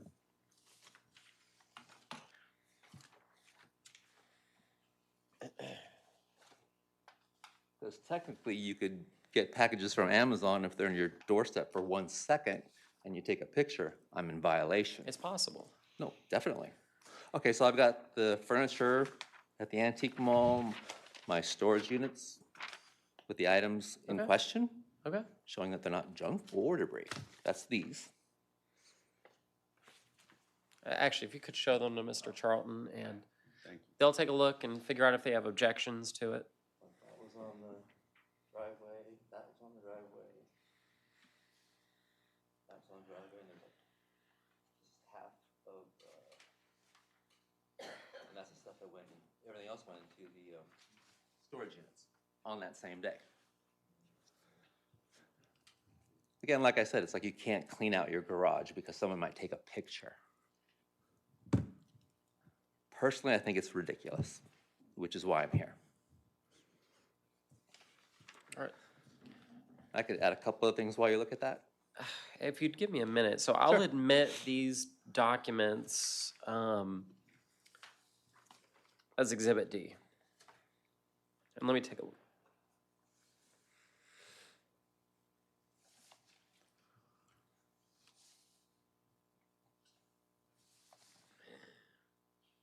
Okay. All right. What do you got? Like, for example, I just recently registered a trailer, so now I call BOCC on almost everything. Called them to see if, hey, can I put a registered trailer on my driveway? They didn't know right away, but they said, oh yeah, you can. Okay, good. And then I didn't call on this one, but I was cleaning up my car the day before yesterday. And you wash your car and you clean your mats and it's Florida. You let it sun dry. Did you get a call on that too? Was my question. I'm surprised if they didn't, because you could see it from across the street. It's on my driveway. It's just stuff like that, which is why I wanted Julie here to show how many times this person calls for minutia. And I got a video of the tub if you want to see it work with the fountain.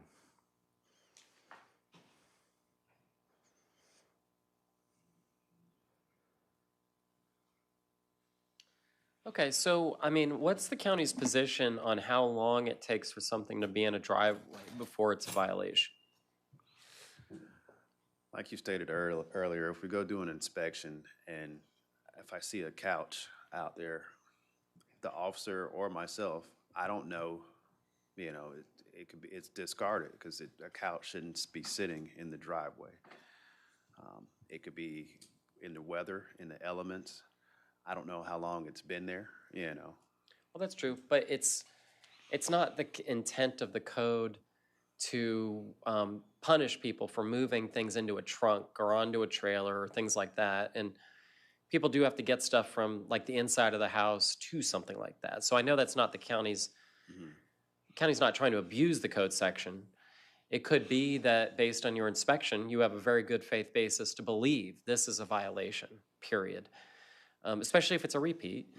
But it could also be that, based on other testimony and evidence, that it was transient and not necessarily like stored. Correct? I mean, it's possible. Yeah, it is possible. Sir, to your point, it says here on section 19-53 enforcement procedure that a repeat violation is found, which obviously they did, even if it was for hours. Officer shall notify the violator, but is not required to give the violator a reasonable time, which means they could, if they wanted to. Hey, clean this up by the end of the day, tomorrow, a week. They could. They don't have to. Right. But that's in 1953. I think the county has a policy of, not when it's a repeat violation, kind of holding the line. And part of the reason is, you heard there's people from the public who often come and, they have a problem if someone has a junk in their yard, and, they want to keep values of their property high as well. But anyway, so I'm looking at this. Let me look through these photos again. Can I show you the video of the planters in the yard? I'm not necessarily interested in that right now. Let me see. 14 seconds. That's okay. Thank you.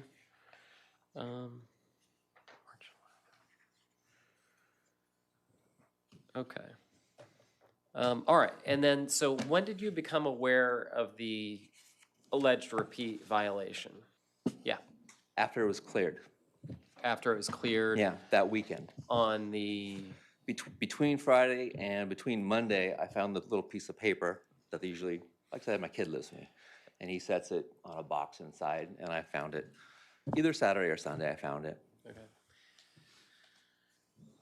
All right. So it was abated before I even knew there was a violation. Do you have dates on that? I mean, I do. How long was the tub out there before you filled it? Oh, honestly, I don't know. Just days from the time I put it where it's at. Okay. Because I had to knock off some of the feet. I had to get some dirt, get a shovel. Maybe I had an appointment. Maybe I had to work that day. I don't remember, honestly. Just days. Is there anyone from the public who wants to be heard on this case? Your complainant did not come. I wish he would have. Do you have other evidence that you want to introduce into the record? Just the video of the fountain. I'd have to take the phone, unless you have a thumb drive with it on. You mean keep the phone? We have to confiscate the evidence. That's why I understood. But what's it a video of? Just tell me what it's. This is a 14-second video showing the landscaping of the toilet, moving over to the bathtub. And my next door neighbor loves it. Made a point to come over after doing whatever she was doing, and she just, she said that. Love the tub. What I'm going to do is I take you as a credible witness for the first alleged repeat violation. I'm going to find that wasn't a repeat violation based on the evidence that I have from February 13th to 18th. I think it was transient in nature. However, I am going to find that there's a repeat violation on March 11th through March 17th based on the evidence. What is the county's recommendation on that? It'll be $150 per day. I guess it'll be from the 11th through, you said the 16th, was it? Oh, I thought you said the 17th. No, let's see. Yeah, through the 11th to March 16th, that would be 11 days, $150. Oh, March 16th. Correct. Then March 11th through March 16th. Okay, then I'm sorry, the 11th through the 16th. Now, here's the issue for, I think, the owner. Because it is there's so many things that could be construed as junk or discarded waste. Take this tub, for example. Like, it was something that was transformed into something arguably of aesthetic, value, but also useful garden, whatever. It's a planter. Is he in a situation where he has to call, every time he's putting something in the front yard at this point? I mean, I would say no. I mean, unless he's, doing something where he's clearly like altering the land or something that would require a permit. Yes, I would call then. But I mean, we can't control who calls him in, like while he's in the middle of a project, and then we have to respond. I'd be careful. So I guess here's the guidance I'm going to give on this, if it is going to come back to me or become an issue. I think it's important to, hopefully we can find out, how long this stuff was. I know you guys have compliance issues and can't be somewhere every day, but I guess I'm concerned, based on what I've seen, that it could come back where it is a good faith thing. And I know y'all, I'm not criticizing. I'm just saying that there's got to be a way to find out if it's junk beforehand as well. Yeah. The dates he's talking about, the 13th and the 16th specifically, That's just the bathtub. Right. Okay, just making sure because it sounds like you think it's the stuff that's not what's in question as far as art or junk. Art? Yeah. Oh. I had another neighbor said, "Are you an artist?" I go, "No, I'm a postal employee." I'm sorry? I was just wondering what other findings are needed for. You want to move on? Okay, then I'm going to find that it's at 150 a day for those days, and that'll conclude the hearing. And you can, of course, appeal my order. All right. Thank you. Good luck.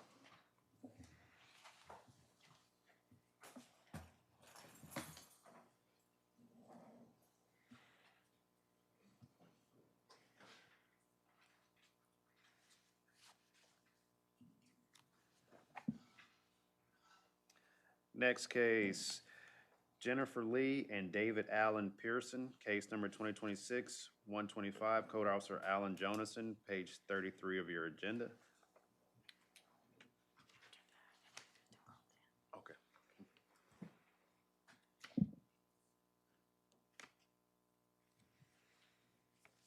Good afternoon. Good afternoon.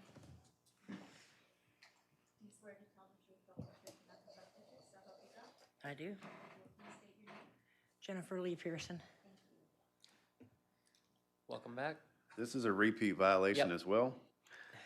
The address is 4822 North Tanglewood Ave in Hernando, Florida. Case number 2026-125, accumulation of junk and debris, a violation of Chapter 20, Article 3, Section 20-31A of the Citrus County Code of Ordinances.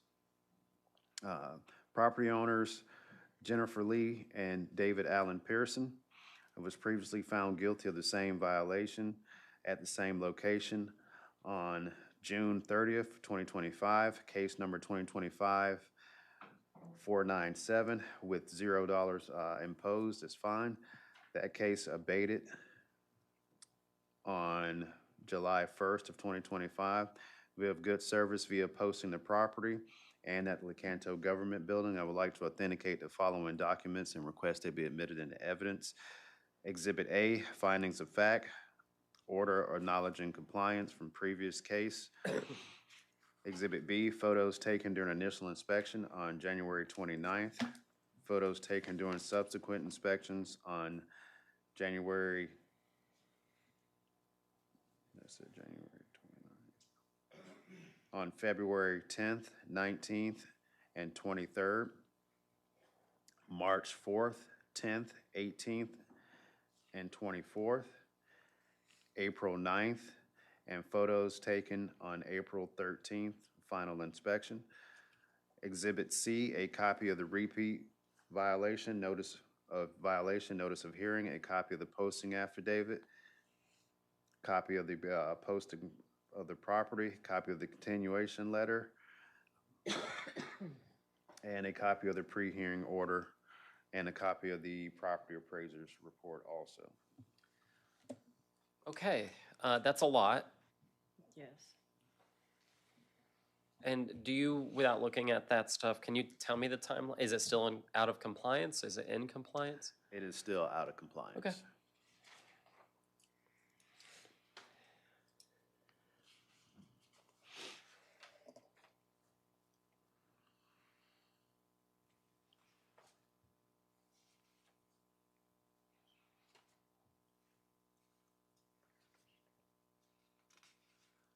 Actually, some of these photos were taken during an actual cleanup. Okay. That's my son's. I mean, from your understanding, is the property in compliance right now? With the exception of my burn pile. Okay. We have been, when we got the property, they had a fence run straight down the middle of the property. So the back half of my property was fenced off. We are currently in the process of pulling that fence, but to do that, we are having to take out vines and all this that has kind of wrapped it over the years, which if you look at the photos, you can see in the background where the fence is in these photos. Is that the only thing from your perspective that's out of compliance right now? I've seen, obviously, the burn pile. There appear to be some discarded items on the left side of the house. There's some garbage bags. One's in the front yard, one's on the side of the house as well. Okay. This is a lot of pictures to go through. Hold on 1 second.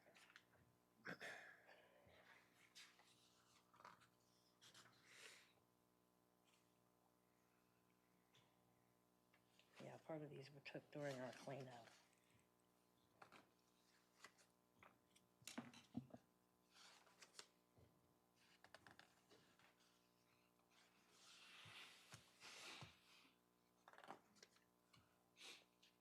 Good God. Y'all take a lot of photos. Now, the last one's the most recent, right? Yes, ma'am. Okay, because that's what, yeah, see, that's all been cleaned in the front yard. Well, I mean, here's the issue. As a repeat violation, I'll be issuing a fine for every day that it's in violation.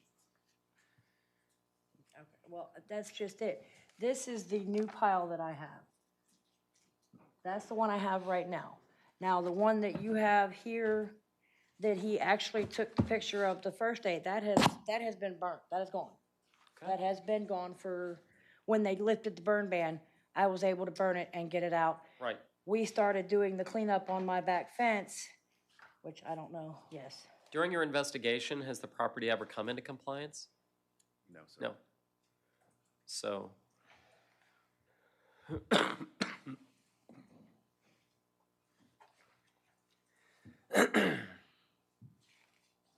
All right, I'd like to see the exhibits. Do you have any objections, ma'am? Well, that's why I'm trying to look at the last ones, because those are the most recent ones, and I can tell you if it's been cleaned yet or not. That has all been cleaned. Now, that wood pile has not. But if you'll look at the background on some of these back ones, you can see where we have cleared the fence line. And in fact, as of right now, the fence post on the left side of my house, that middle fence is gone completely.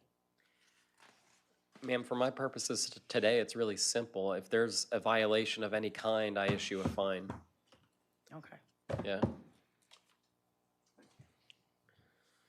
And, you know, depending on the severity, the fine goes up. If it's, you know, you're working to clean it up, the fine goes down, that kind of thing. Oh, I have pulled in a dumpster Yeah.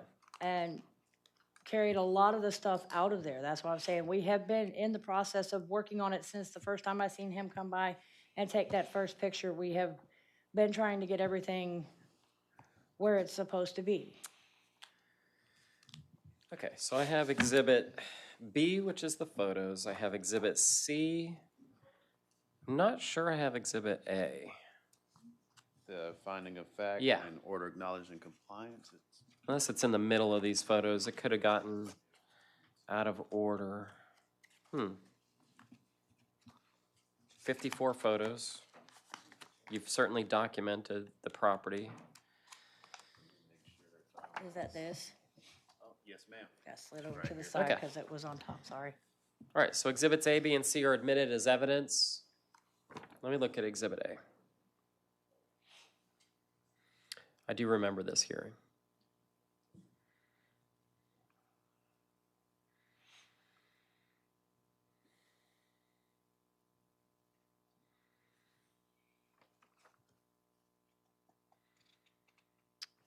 Okay.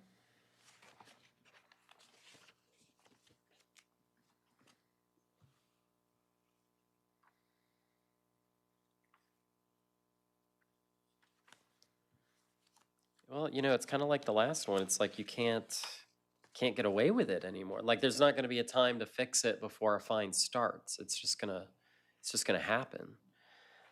What's the county's recommendation? Code Compliance Division respectfully requests Special Master assess a fine of $200 per day along with administrative costs to begin after the date you deem sufficient to the posting of this repeat violation notice on the property, which was February 2nd, 2026, and continue until April 14th of 2026. That would be 71 days at $200 per day, totaling $14,200, and additionally $250 per day until the violation has been abated. Is there anyone from the public who wants to be heard on this case? I don't see anyone. ma'am, I mean, the photos seem to speak for themselves. Okay, my concern is this. All right, like the pictures they have in there of my garbage cans. How is that, it's sitting on the side of my house, that's where my garbage goes until Wednesday night when it gets put out for Thursday. So if they happen to come on a Wednesday and my garbage hasn't been on the side of the road, I'm gonna get in violation for my garbage sitting in cans. That's not your problem here, according to the photos. Well, that's, some of the photos that are in there is where my garbage cans are sitting. It's my garbage cans. The front yard has been cleaned up. The burn pile, yes, the burn pile has been, the first one that he has on the front pages has been burnt. It's gone. That is no longer an issue. The second pile is because we are trying to take the fence down and get rid of the overgrowth in my backyard. There's junk around the property that's not in a burn pile, that's strewn around. You've got garbage bags, by the place set. There is no day that I can see in here that's either been testified to or which appears in photos where the only issue was how you stored it in a garbage can. You've got bigger issues. And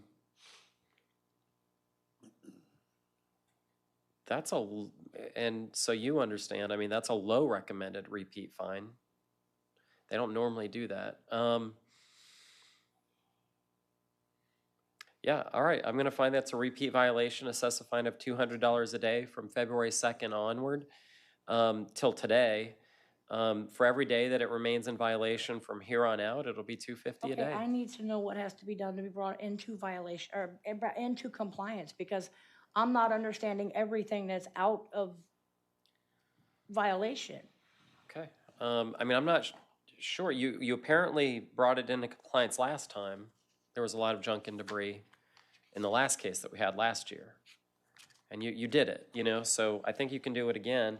I'm looking at photos from, this is a photo from yesterday. Garbage bag in the yard. That's junk. Has to go away. That's an example, right? That's my children cleaning up the front yard. Okay, that Because garbage it has is more than just junk. that in the front yard. The garbage is junk. I'm not sure what all this discarded stuff is. This is page 53 of Exhibit B. Okay, you see garbage? Can I come up there and Yeah. point something out? Yeah. Those are chairs that Yeah. you fold out and sit. They can't be in the yard? If they're discarded, what's your They're position? leaned up against my house. Yeah, I see that. Mr. Charlton, what's your Are they position? lawn chairs or are They're they? the chairs that you fold out and fold up. That's lawn chairs. I don't know how that was there yesterday because. It was Monday. It was Monday. The racks are in the back. That's my garbage cans. This is a garbage bag right here. That was a big bag that won't fit in that. It went to the side of the road next to the Yeah. cans because it wouldn't fit in my cans because that's So, a construction. so you got to get rid of it. So, already gone. ma'am, go back to the podium, please. So the issue is, I've already shown you some violations, and you can't have garbage bags strewn across the yard. That's going to be a violation every day. So, look, it's got to get cleaned up, and there's going to be a daily fine. When you think it is clean, call code inspection. They're going to come out, and they're going to tell you. Okay? That's it. Thank you.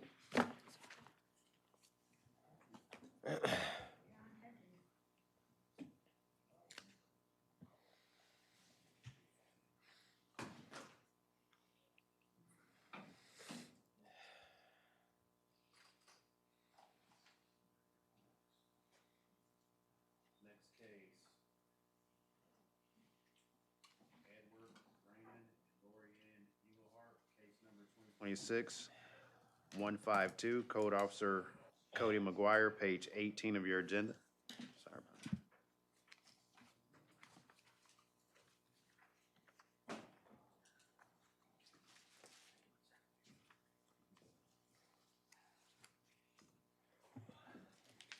How you doing, sir?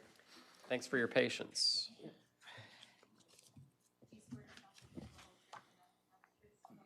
Yes, I do. Edward Englehart. All right, good afternoon. Cody McGuire, Citrus County Code Compliance Officer, case number 2026-00152, accumulation of junk and debris. The address is 6093 West Stockholm Lane, Dunellen, 2.50 acres, and it's zoned RURMH. Property owner is Edward Raymond Engelhart and Lori Ann Engelhart. Good service via posting the property, signed certified mail return receipt. Posting the property, signed certified mail return receipt, and posting at the Canto Government Building. And I'd like to authenticate the following documents and request to be admitted into evidence. Exhibit A, photos taken during initial inspection on February 2nd, 2026. Corrective action inspection on the 19th. And photos of my final inspection on the 13th of 26. And Exhibit B is a copy of the notice of violation, copy of the notice of hearing, copy of the general pre-hearing order, copy of the signed certified mail return receipt and posting affidavits, and the photos of the property posted. All right, sir, can you take a look at these photos and let me know if you have any objection to them being evidence?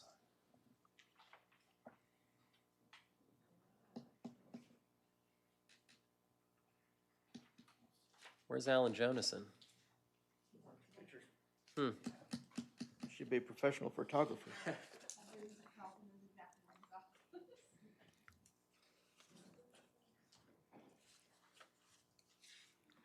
Timestamp from the very beginning. Yeah, so I can see right from your point of view where that looks like it's a debris pile. Yeah. But if you came from my side, it's stacked wood. Okay, and this is where we're having our only issue is this pile right now, right? Well, it's that one and then the other accumulated one as well. Yeah, and that's the burn pile. Okay, that's the pile that's the burn pile. But I can see from that view where it looks a little bit, but if you look from here, it's stacked wood. Okay. Okay, which we had talked about. Yep. And then that's all the notices. Yes, That's yes, sent to your house. yes, that's all. You have any objection to these documents being evidence? No, sir. Just one of the pictures that's in there looks worse from his point of view from the road, which I'll show you from the other side what it looks like in the yard. Well, do you contest whether there's a violation on the property? I think, yes, we have a little difference of opinion on the burn pile. My understanding is on the county code ordinance is you're allowed to have firewood to use for fires, as long as it is stacked wood from a tree. It's not yard debris, it's not grass or... Is that the only issue remaining? Is everything else, all these tires been taken off the property? Correct. So the only issue is the wood? Yeah, the tree debris, the accumulation of it. Tree debris? Right. We had a tree that had fallen down, and we had a gentleman that lives back, we live in the mini farm area, and he came, took all the limbs off the tree, and he took the big tree parts to make lumber out of. And he used his tractor with the clamp thing, and he stacked the firewood up for us. We have fires. We have the kids, grandkids' birthday parties. They like to come over, have a fire. We cook hot dogs over it and roast marshmallows and all that kind of stuff. But we've been under a burn ban for months and months, so we haven't been able to do Oh, I see. anything like that. It's But not just the little, it's this accumulation of branches, right? Correct. Okay, it's, okay, I got it. But it's stacked, and we use it for firewood. Can I show you these pictures of what it looks like from my side? I can see them from here. I mean, you can introduce them as evidence. It looks the same to me. From my side, it's stacked, it's wood, Yeah. there's nothing else in it. Show them if you would to the county, and they can let me know if they object. That's all firewood. It's not, there's nothing living in it, there's no danger to nobody or nothing like that. It's stacked nice and neat in a row. Where is the exception in the code for firewood? You mentioned that, so Yeah, I looked it up and it said that tree branches and logs is acceptable firewood. That, you know, if you had a bunch of leaves and grass and, you know, plant trimmings and stuff like that was what it said considered as, and that's the state code and county code said that. I just wish I knew where it was in the code, because I'm not aware of it. But when I talked to Cody originally, the firewood wasn't brought to my attention, the wood pile, I should say, till last Thursday. We talked about it, and I said, well, I'm allowed to have firewood, and he told me, yes, as long as it's stacked wood, okay? Then he said, but in your burn pile, you have some there were some cups and stuff like that was on top of it. He says, that's gotta come out. And I said, okay, so I got all that stuff out of it. And then Friday, it changed to where I had to get rid of the wood. And I told him, I said, you know, I'm going out of town and stuff. I had an accident a couple months ago, so it's been really hard for me to do a lot of things because I messed my hip up and all. But the wood wasn't a problem until Friday. I don't see firewood in the code, so I'm looking for stacked wood. But it's not a health, there's nothing where nobody can trip over it. There's nothing where nobody, it's stacked in a neat row where, you know, can be burned as the burn ban gets lifted if it ever rains again. I think Florida's going to dry up. But. I can't find it, so I don't know. All I see is the code section on the accumulation of vegetative matter. I'm not denying what you're saying. I mean, I can see how it could be used for kindling or firewood or something like that, but is the county aware of any stacked wood or firewood exception? Not that the county is aware of.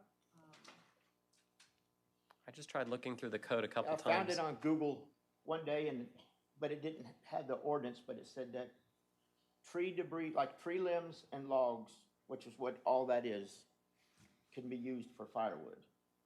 I mean, I know it can be used for firewood. And that's what we use it for. There's a burn pit out there, right? You seen the burn pit?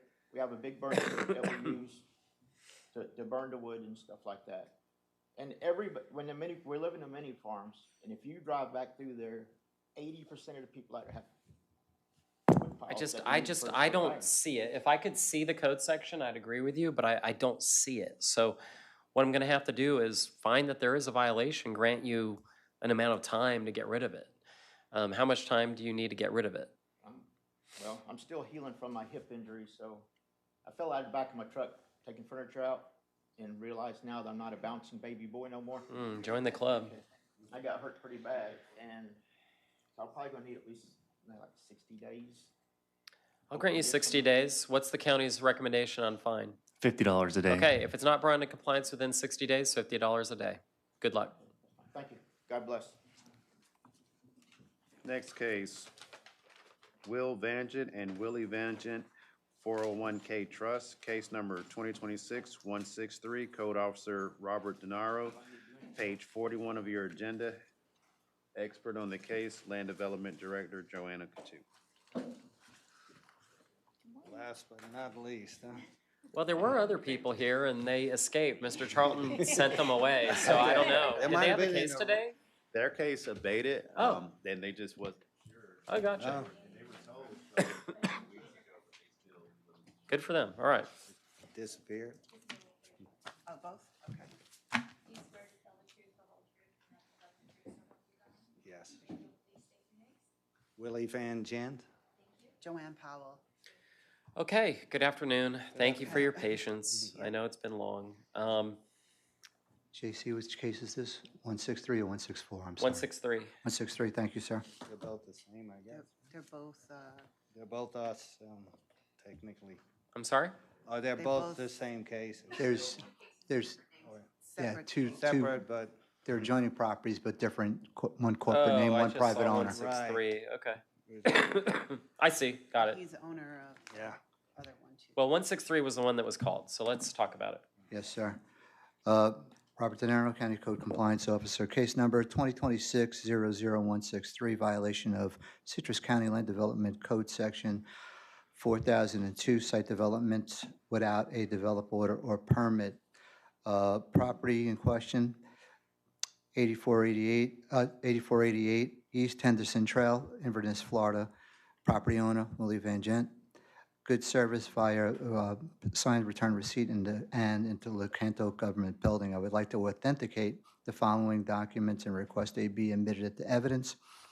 Photos taken during my initial inspection on February 5th, 2026, along with photos of my final and photos from, excuse me, not final inspection, and photos from the serials, photographs from the Citrus County property appraiser's website dated July 12, 2025. Exhibit B, a copy of the notice violation hearing, a copy of the notice of the general pre-order, a copy of the signed mailed receipt. This property is listed on the property appraiser's website as a vacant lot of 0.4 acres and is zoned coastal lakes and residential. I conducted an initial inspection on February 5th, 2026, and observed that the once wooded lot was cleared, cut, graded, and fill brought in on the lot. While researching the property, permits were applied for on January 14, 2026, and they were finally issued on March 4th, 2026. And so, and I've had contact with the individuals. Okay. Give me, I'd like to see the photos and show them. If you would, take a look at these documents and let me know if you have objections to them being evidence.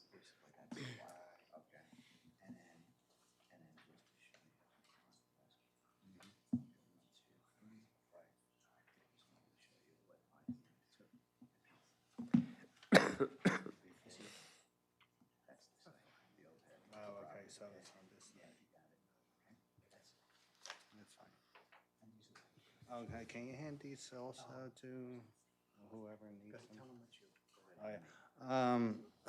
I'm handing in also a statement from our builder, since that's probably where all the confusion happened. Sure. And so I want to hand that. Not yet. I'm Okay. going to let the county complete its case, and then Sure. I'll get to y'all. Okay.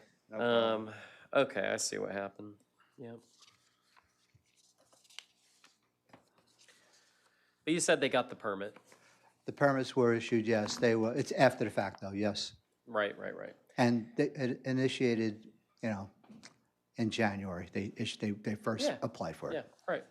Now I would like to hear from you. So what's going on? Yeah, we were actually not sure of to contest or not to contest. That's why we're here still, because we basically, we're not builders. I mean, my partner here, she's a CPA. I'm a nurse anesthetist. We're basically purchased the lots to build 2 rental properties. And as you can see by the LLC. You're relying on other people to do this correctly. Exactly. Yes, I understand. So we're basically, you can tell it's our retirement funds.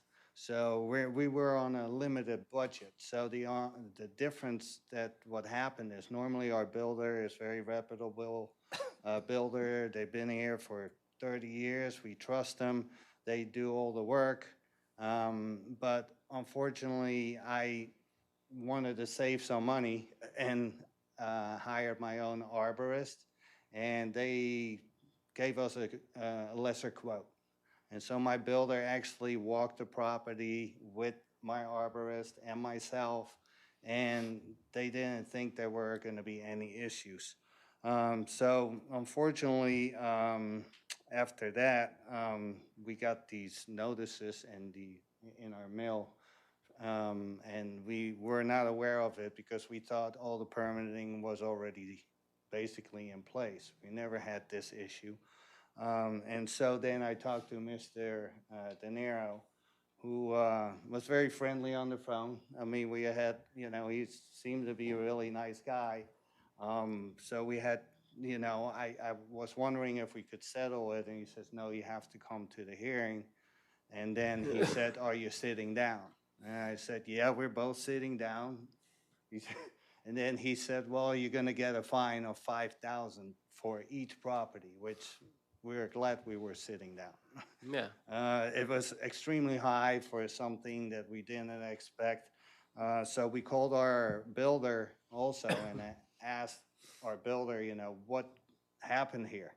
And so she basically gave us a statement. And somehow she felt like there were certain events that she had the permits been pushed back because of the city that somehow made. Okay, what's the statement? Yeah, so, my partner, this is the statement. read it My- if you want. Yeah, my partner was gonna just read it and you can read. Y'all can read it, yeah. I have two. Yeah. Yeah, Okay. yeah. Our builder had told us, I mean, I'm just gonna read verbatim. Yeah, I So when understand. it says I, it's Right. actually the builder. It's hearsay, so yeah, go ahead. The permit was turned in on January 14th, and the turn-in fee was all paid, and all the documents were uploaded to the site in the county. And she said it was almost immediately turned down, and the zoning for the front setback figured at 45 feet by Sharon Lutton. Requirement is 50 feet from the center line, which in fact the builder had 55 feet to the center line, and she was reading the map wrong. So she immediately denied it because of that. And then she sent the surveys to her on her email and not through the portal, because you can't upload anything extra until the whole process is complete through all the departments. She stated that she would have to wait and then submit the surveys on the portal, as she can only work with the tools that she's given. So that was turned down at the end, otherwise the permits would have been issued in time for the land clearer. To make matters worse, when the permit fees came in, all the figures were wrong, and the builder still questioned, since both houses were identical in every way, but one invoice was for I'll just tell you, this isn't helping your case. Oh, it's not? No, Okay. you know, it's, Oh. I'll tell you why. I mean, I'm trying to Okay. help you here. This is someone not taking responsibility is what I'm hearing. This is what I'm hearing. And there's a bunch of excuses about fees, and all that stuff might be true, but it has nothing to do with the fact that it was cleared and graded without a permit. It has nothing to do with the fact. Yeah. Like, okay, they had an argument with the county about timing. They had an argument with the county about where the center line was. Who cares? You don't have a permit. So especially someone who's experienced for 30 years, why would they have done that? So Yeah. they're not doing you a favor by giving you that statement. And there may be other things in there that, but in my view, you know, they ought to be paying for this for you, because there's going to be a fine coming down the pike. And I would have them, you know, accept responsibility. Whoever did it. I mean, I'm not your lawyer. I urge you to consult your own lawyer, not listen to me for legal advice. I have to say that. But do you understand what I'm saying? Yeah, I understand what you're saying, and that's why we were on the fence to Yeah, contest no, or not I contest. totally. We You have a right to be realized heard. There wasn't a permit, but we also want you to consider, Yeah. you know, since, you know, we are on a very limited budget ourselves. Right. These are retirement properties, and we're gonna end up paying the fine. Yes. So Well, I don't I'm- think you should. I mean, you're know, going to be but- liable, but I think the but I'm people you hoping- relied on are going to need to pay it. That's what I think. Or that they should. That's what I mean. And I think you should hold them responsible. But look, I'm only on this case here. Is there anyone from the public who wants to be heard? It is 1:07. Look, I'm going to assess a $2,500 fine on this case. It's 8488 East Henderson Trail. Based on it's very comprehensive clearing and grading, and I think the builder needs to understand that. I mean, I have no idea why any of that would be relevant that I just heard. So, anyways, yeah. Well, then strike it from the. No, anyways. So that's that case. If you want, we can take up the other case next. Next case, is it JW? JW. Ventures, It's pretty much LLC. us. Case the number next- 2026-164, Code Officer Robert De Niro, page 24 of your agenda. Expert on the case, Land Development Director Joanna Coutu. Go ahead. Robert De Niro, County Code Compliance Officer, case number 2026-00164, violation of Citrus County Land Development Code, Section 4002, site development without a develop order or permit. This address is 8504 East Henderson Trail in Inverness, Florida. The property owner is JW Ventures LLC, good service via signed return receipt, and Lecanto Government Building. I would like to authenticate the following documents and request they be admitted into evidence. Photos that were taken on my initial inspection February 5th, 2026, and along with the aerial photos from the Citrus County Property Appraisers website dated July 12th, 2025. Exhibit B, a copy of the notice of violation hearing for the registered agent and LLC, a copy of the general pre-order, a copy of the Sunbiz, and a copy of the signed certified mail receipt from the registered agent. This property is listed on the property appraiser's website as a vacant lot of 0.4 acres and is zoned coastal and lakes residential. I conducted my initial inspection on February 5th, 2026, and observed that the once wooded lot had been cleared, cut, and graded, and fill brought in onto the lot. As stated earlier, the permits were applied for on the 14th, and then they were finally issued on March 4th, 2026. Okay. Same builder? Same story. Yep, same story. Is there anyone from the public who wants to be heard on this? Do you have exhibits, Mr. Nenaro? Yes, I do. I'll take a look. Yeah, they're the same.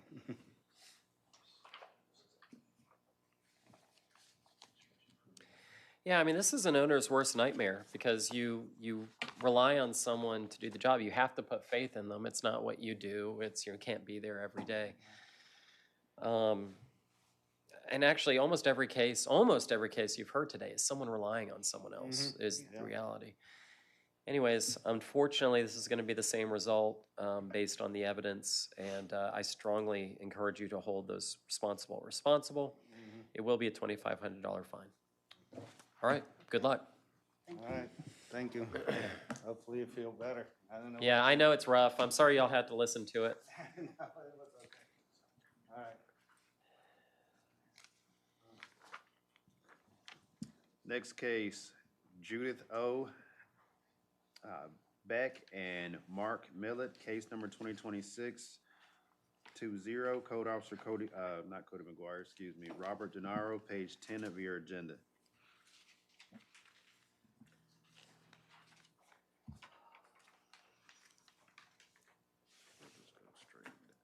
We're going to fast track this one, Mr. Denaro. Okay. Yes. So here's what I want to know. Yes, sir. This case is at 7841 East North Lake Drive? Correct. Do you have exhibits? Yes. What are they? They are exhibits of excessive growth and accumulation. Okay, of Exhibit A is photos of that excessive growth? Yes, sir. Exhibit B, notice of hearing, notice of violation, Correct. pre-hearing order? Yes, sir. All right, can I see them? Yes. While I'm looking at them and admitting them as evidence, because it's no objection, what did you see on the property? What's going on?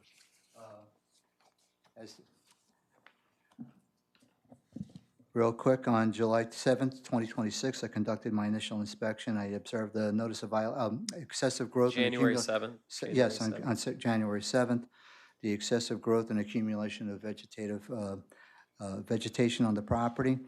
On July 29th, I did my corrective action, observed the same remained in violation, and on my final inspection of April 13th, the property remained in violation. Photos do speak for themselves. Have you had contact with the owner? No, sir. What's your recommendation on fine? I had recommended $50 a day. Okay, I'm going to grant 10 days to abate the violation, and it'll be, I'm sorry, you said how much? 50. $50. No, we'll do $100 a day. Okay, All right. will do. Yes, sir. Thanks. Thank you.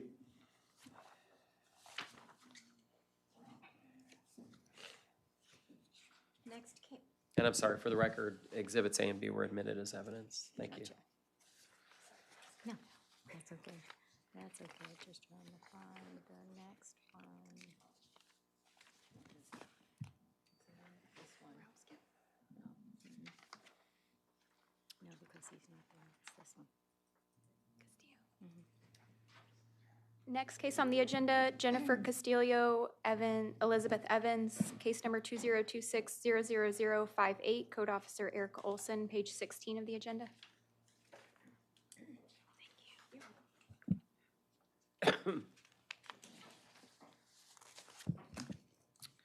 Now we're skipping the Borowski case? Okay, got it. No problem. Thanks. This is at 7463 West Revere Lane in Homosassa. It's for accumulation, junk, and debris. All right. Can you show me your exhibits, exhibits A and B? Yes, Yep. Exhibit A, photos. They'll be admitted as evidence without objection. Tell me about what you saw on the property. Essentially, in the backyard, there's just a large Oh, yeah. pile of garbage and furniture. Has there been improvement since you started the case? No, sir. Doesn't look like it. I Have think you had it's- contact with the owner? No, sir. Exhibits A and B are, like I said, admitted. I think the photos do speak for themselves. You took the photos on the dates indicated on Yes, the sir. photos? What's your recommendation? $100 a day with admin costs. 10 days, $150 a day. Thank you. Next case, Robert E. and Elizabeta Borowski, case number 2026-00034. Code Officers Alan Jonason, Director Charlton will be presenting. Page 12 of the agenda, expert on the case, Joanna Katu. What was that name again? I'm sorry. Elzbieta Borowski. Yeah, it's just. Yeah, I see. This is a case for special requirements for all accessory structures. It's a partially built home at 4452 East Rejoice Street. The permit expired, making it storage on a vacant parcel. Did you want me to go through the whole? No, I just want you to see the exhibits. Okay.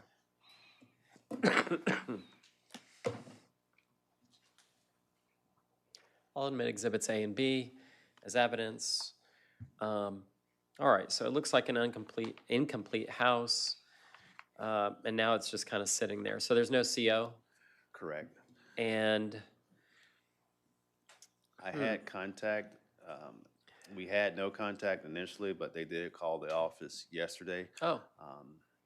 They stated that they want to get the permit Yeah. to finish the home. And I mean, did they have a builder? What happened? I don't know all the details, but permit did expire.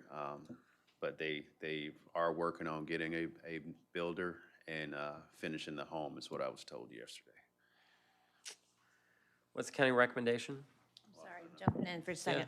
We have a bunch of these, but on this particular one, it expired in March of '25. They only made it to installation. That was May of '24. Some owners have gone ahead and contracted. These people have not yet. What's the county's recommendation? Fine of $50 per day. These cases are tough. I'll do 90 days, $50 a day. Thank you. Yep. Next case, Linda Daughtery, case number 2026-00143. Code Officer Eric Olson, page 17 of the agenda. Expert on the case, Joanna Katu.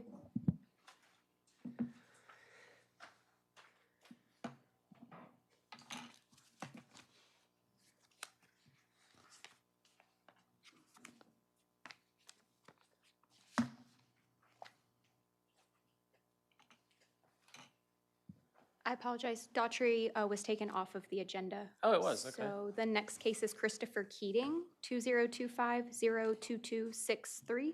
Code Officer Cody McGuire, page 26 of the agenda. Expert Joanna Katu.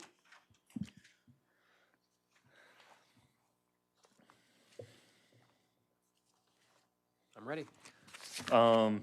Summary again? Yes. So I took all the photos indicated on December 19th, January 20th, and April 13th, and then all my mailing and everything's in here. He's got storage on a vacant. I've spoken to Mr. Keating. He told me his employer had moved him out to his land. He was suddenly staying in his vehicle and erected a shed and has some chickens, and he's like homesteading the property. He is homesteading the property? Kind What of does seems that like mean? it. Like he's moving into the property. Like, Oh, I see. yeah. Yeah. Okay. But there's no principal structure or anything Correct. right now. When I spoken to him last week, he said that he had submitted some plans, and that's all that was. Not even close. Sorry. Sorry, he did turn in an application with a name on it, no documents on April 7th. It's not moving. Okay. Can I see your exhibits? Yes, sir. Thank you.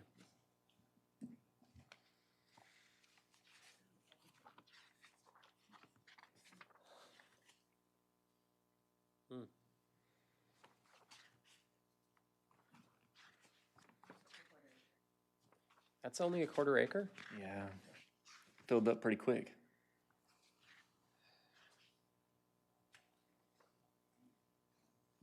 No.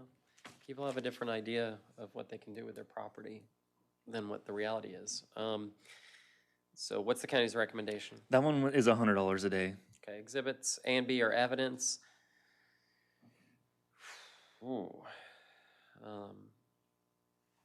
He can only abate by actually establishing the principal use or by removing everything. Correct. Okay. And this is an old case, though. Your original pictures are like from December, right? Yes, sir. It was at the end of 2025, and then it was. So he's been on continued. notice of the case for some time. Yes, sir. It was even. I want to say my first or second inspection is whenever I had communicated with him Okay. that he was in violation. All right. What's your recommendation again? 100 a day? Yes, sir. Okay. 30 days, 100 a day. Next two cases, James M. Maher III and Darlene Weiss. Actually, if you could just give me a moment. Yep. It's not going to be 5 minutes. I'll be right back. Yep.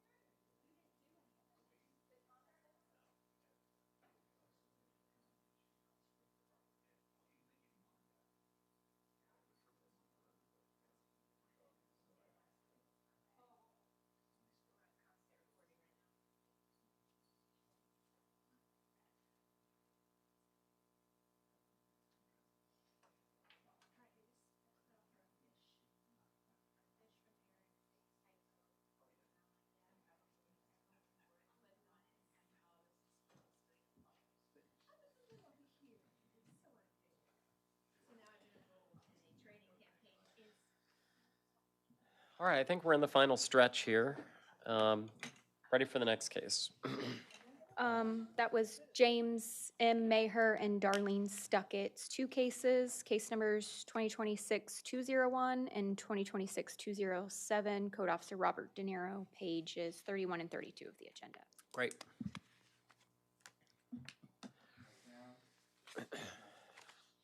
Okay. Robert De Niro, County Code Compliance Officer. These are two cases, the same property at 5566 South Barco Terrace in Inverness, Florida. The first violation is the accumulation of junk and debris, violation of Chapter 20, Article 3, Section 20-31A of the Citrus County Code of Ordinances. And the second one is an unlicensed inoperable vehicle violation, Chapter 20, Article 4, Section 2041 of the Citrus County Code Ordinances. I'd like to authenticate the following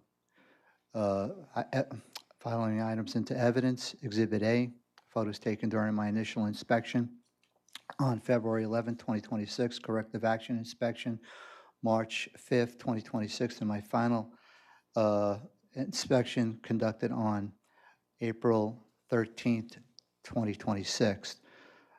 Exhibit B, notice of violation a notice of hearing, notice of general pre-order, a photo of the posting of the hearing at the property, and a posting affidavit. This property is a single family residence, and it's 0.54 acres, zoned LDR. On February 11, 2026, I conducted an initial inspection and observed auto parts, tools, trash bags, along with miscellaneous junk and debris throughout the property, as well as an unlicensed vehicle. On February 11, 2026, on February 11, 2026, the notice of violation was issued for the junkyard conditions and for the unlicensed vehicles. On March 5th, 2026, I conducted a corrective action inspection and observed that the property had remained in violation.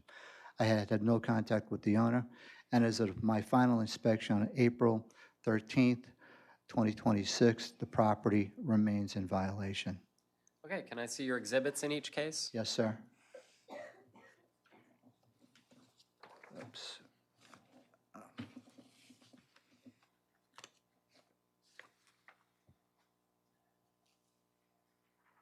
Exhibits A and B are admitted in each case. I'll take a quick look. What is your recommendation in each case? Each case, $150 a day, plus administrative costs.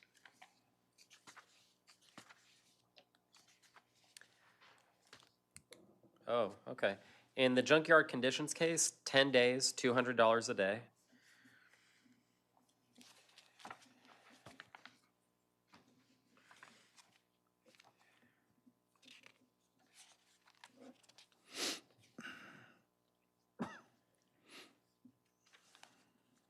In the unlicensed vehicle case, the same. Thank you, sir. Thanks. Next case, John T. Perez, case number 2026-00079, Code Officer Erica Olson, page 34 of the agenda.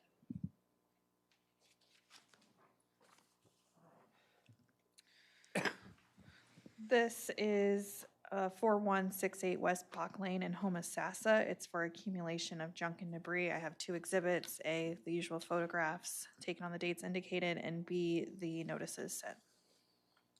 Okay, very good. Thank you. So tell me about what you saw. So the backyard, the property is pretty large. It's about 2 acres. In the backyard, there's like these random piles of junk and debris, of mattress, some construction debris, garbage, things like that. I haven't had any contact with the owner or anyone on the property. Right, and I realize my inability to preside at the last hearing prevented some of these cases from being heard. It was really arguable whether I should have shown up today, medically, I guess. In any event, the photos do speak for themselves. Exhibits A and B will be admitted as evidence. What is the county's recommendation as to the fine? $50 a day. You have had contact with the owner or no? I have not. Yeah. I do notice that some of the stuff kind of comes and goes, so Okay. someone's definitely there. Okay. It's been pending a while, so I'm going to do 10 days, $200 a day. All right, thank you. Next case is Pete Thomas, case number 2026-00136, Code Officer Robert Denaro, page 38 of the agenda. Expert on the case, Joanna Catu.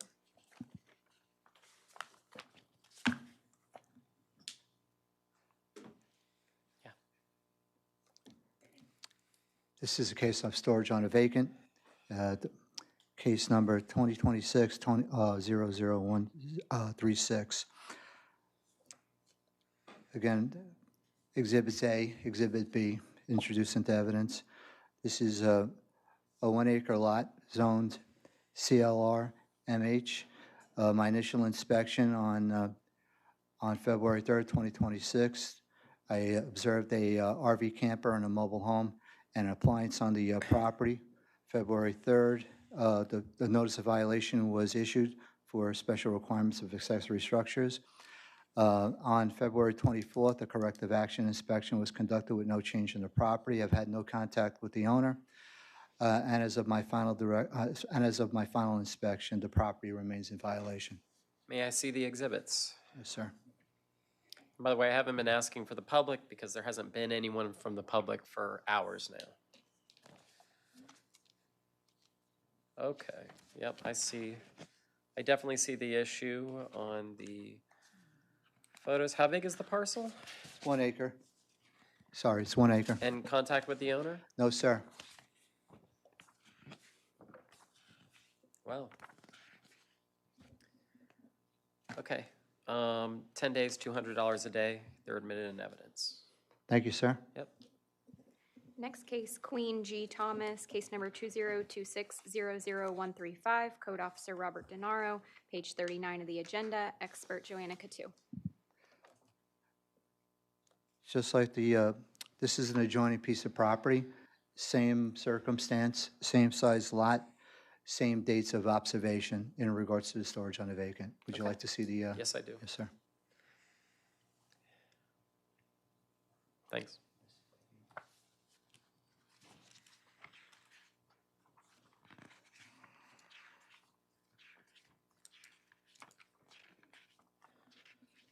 Okay. I admit exhibits A and B as evidence. I'll do $10, $150 a day. 10 days, I mean, it's 10 days. 150? Yep. Yes, sir. Thank you very much. Last case on the agenda, Ralph K. Voss Jr., case number 202600115, Code Officer Eric Olson, page 40 of the agenda, expert on the case Joanna Katu.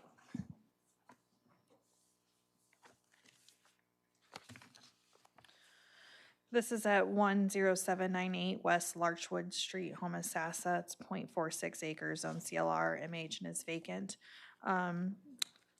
They took down a bunch of trees on their property. Okay. Let's see the exhibits. And you took the photos on the dates indicated? Everything in Exhibit B, I'd say, speaks for itself as to what it is. I have had contact with the owner. You have? Yes, sir.